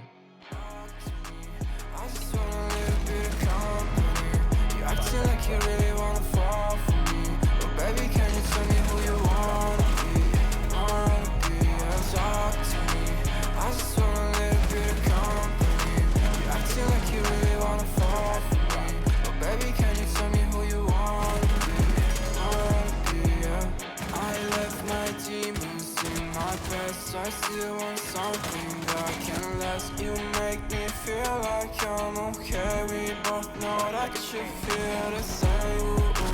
Baby, I got nothing else to do. You're talking about your best, I don't know. Remember that you always get to choose. Attackers are activating the bomb. Talk to me. I just want a little bit of company. You acting like you really wanna fall for me. But baby, can you tell me who you wanna be? Talk to me. I just want a little bit of company. You acting like you really wanna fall for me. But baby, can you tell me who you wanna be? Yeah. Attackers are activating.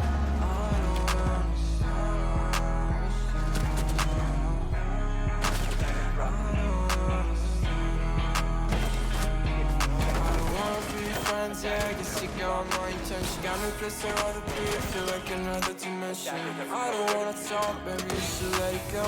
I don't wanna go, let me stay a little more. Talk to me, I just want a little bit of company. You acting like you really wanna fall for me. But baby, can you tell me who you wanna be? Yeah. Talk to me, I just want a little bit of company. You acting like you really wanna fall for me. But baby, can you tell me who you wanna be? You know what the message is. Suddenly you with me now.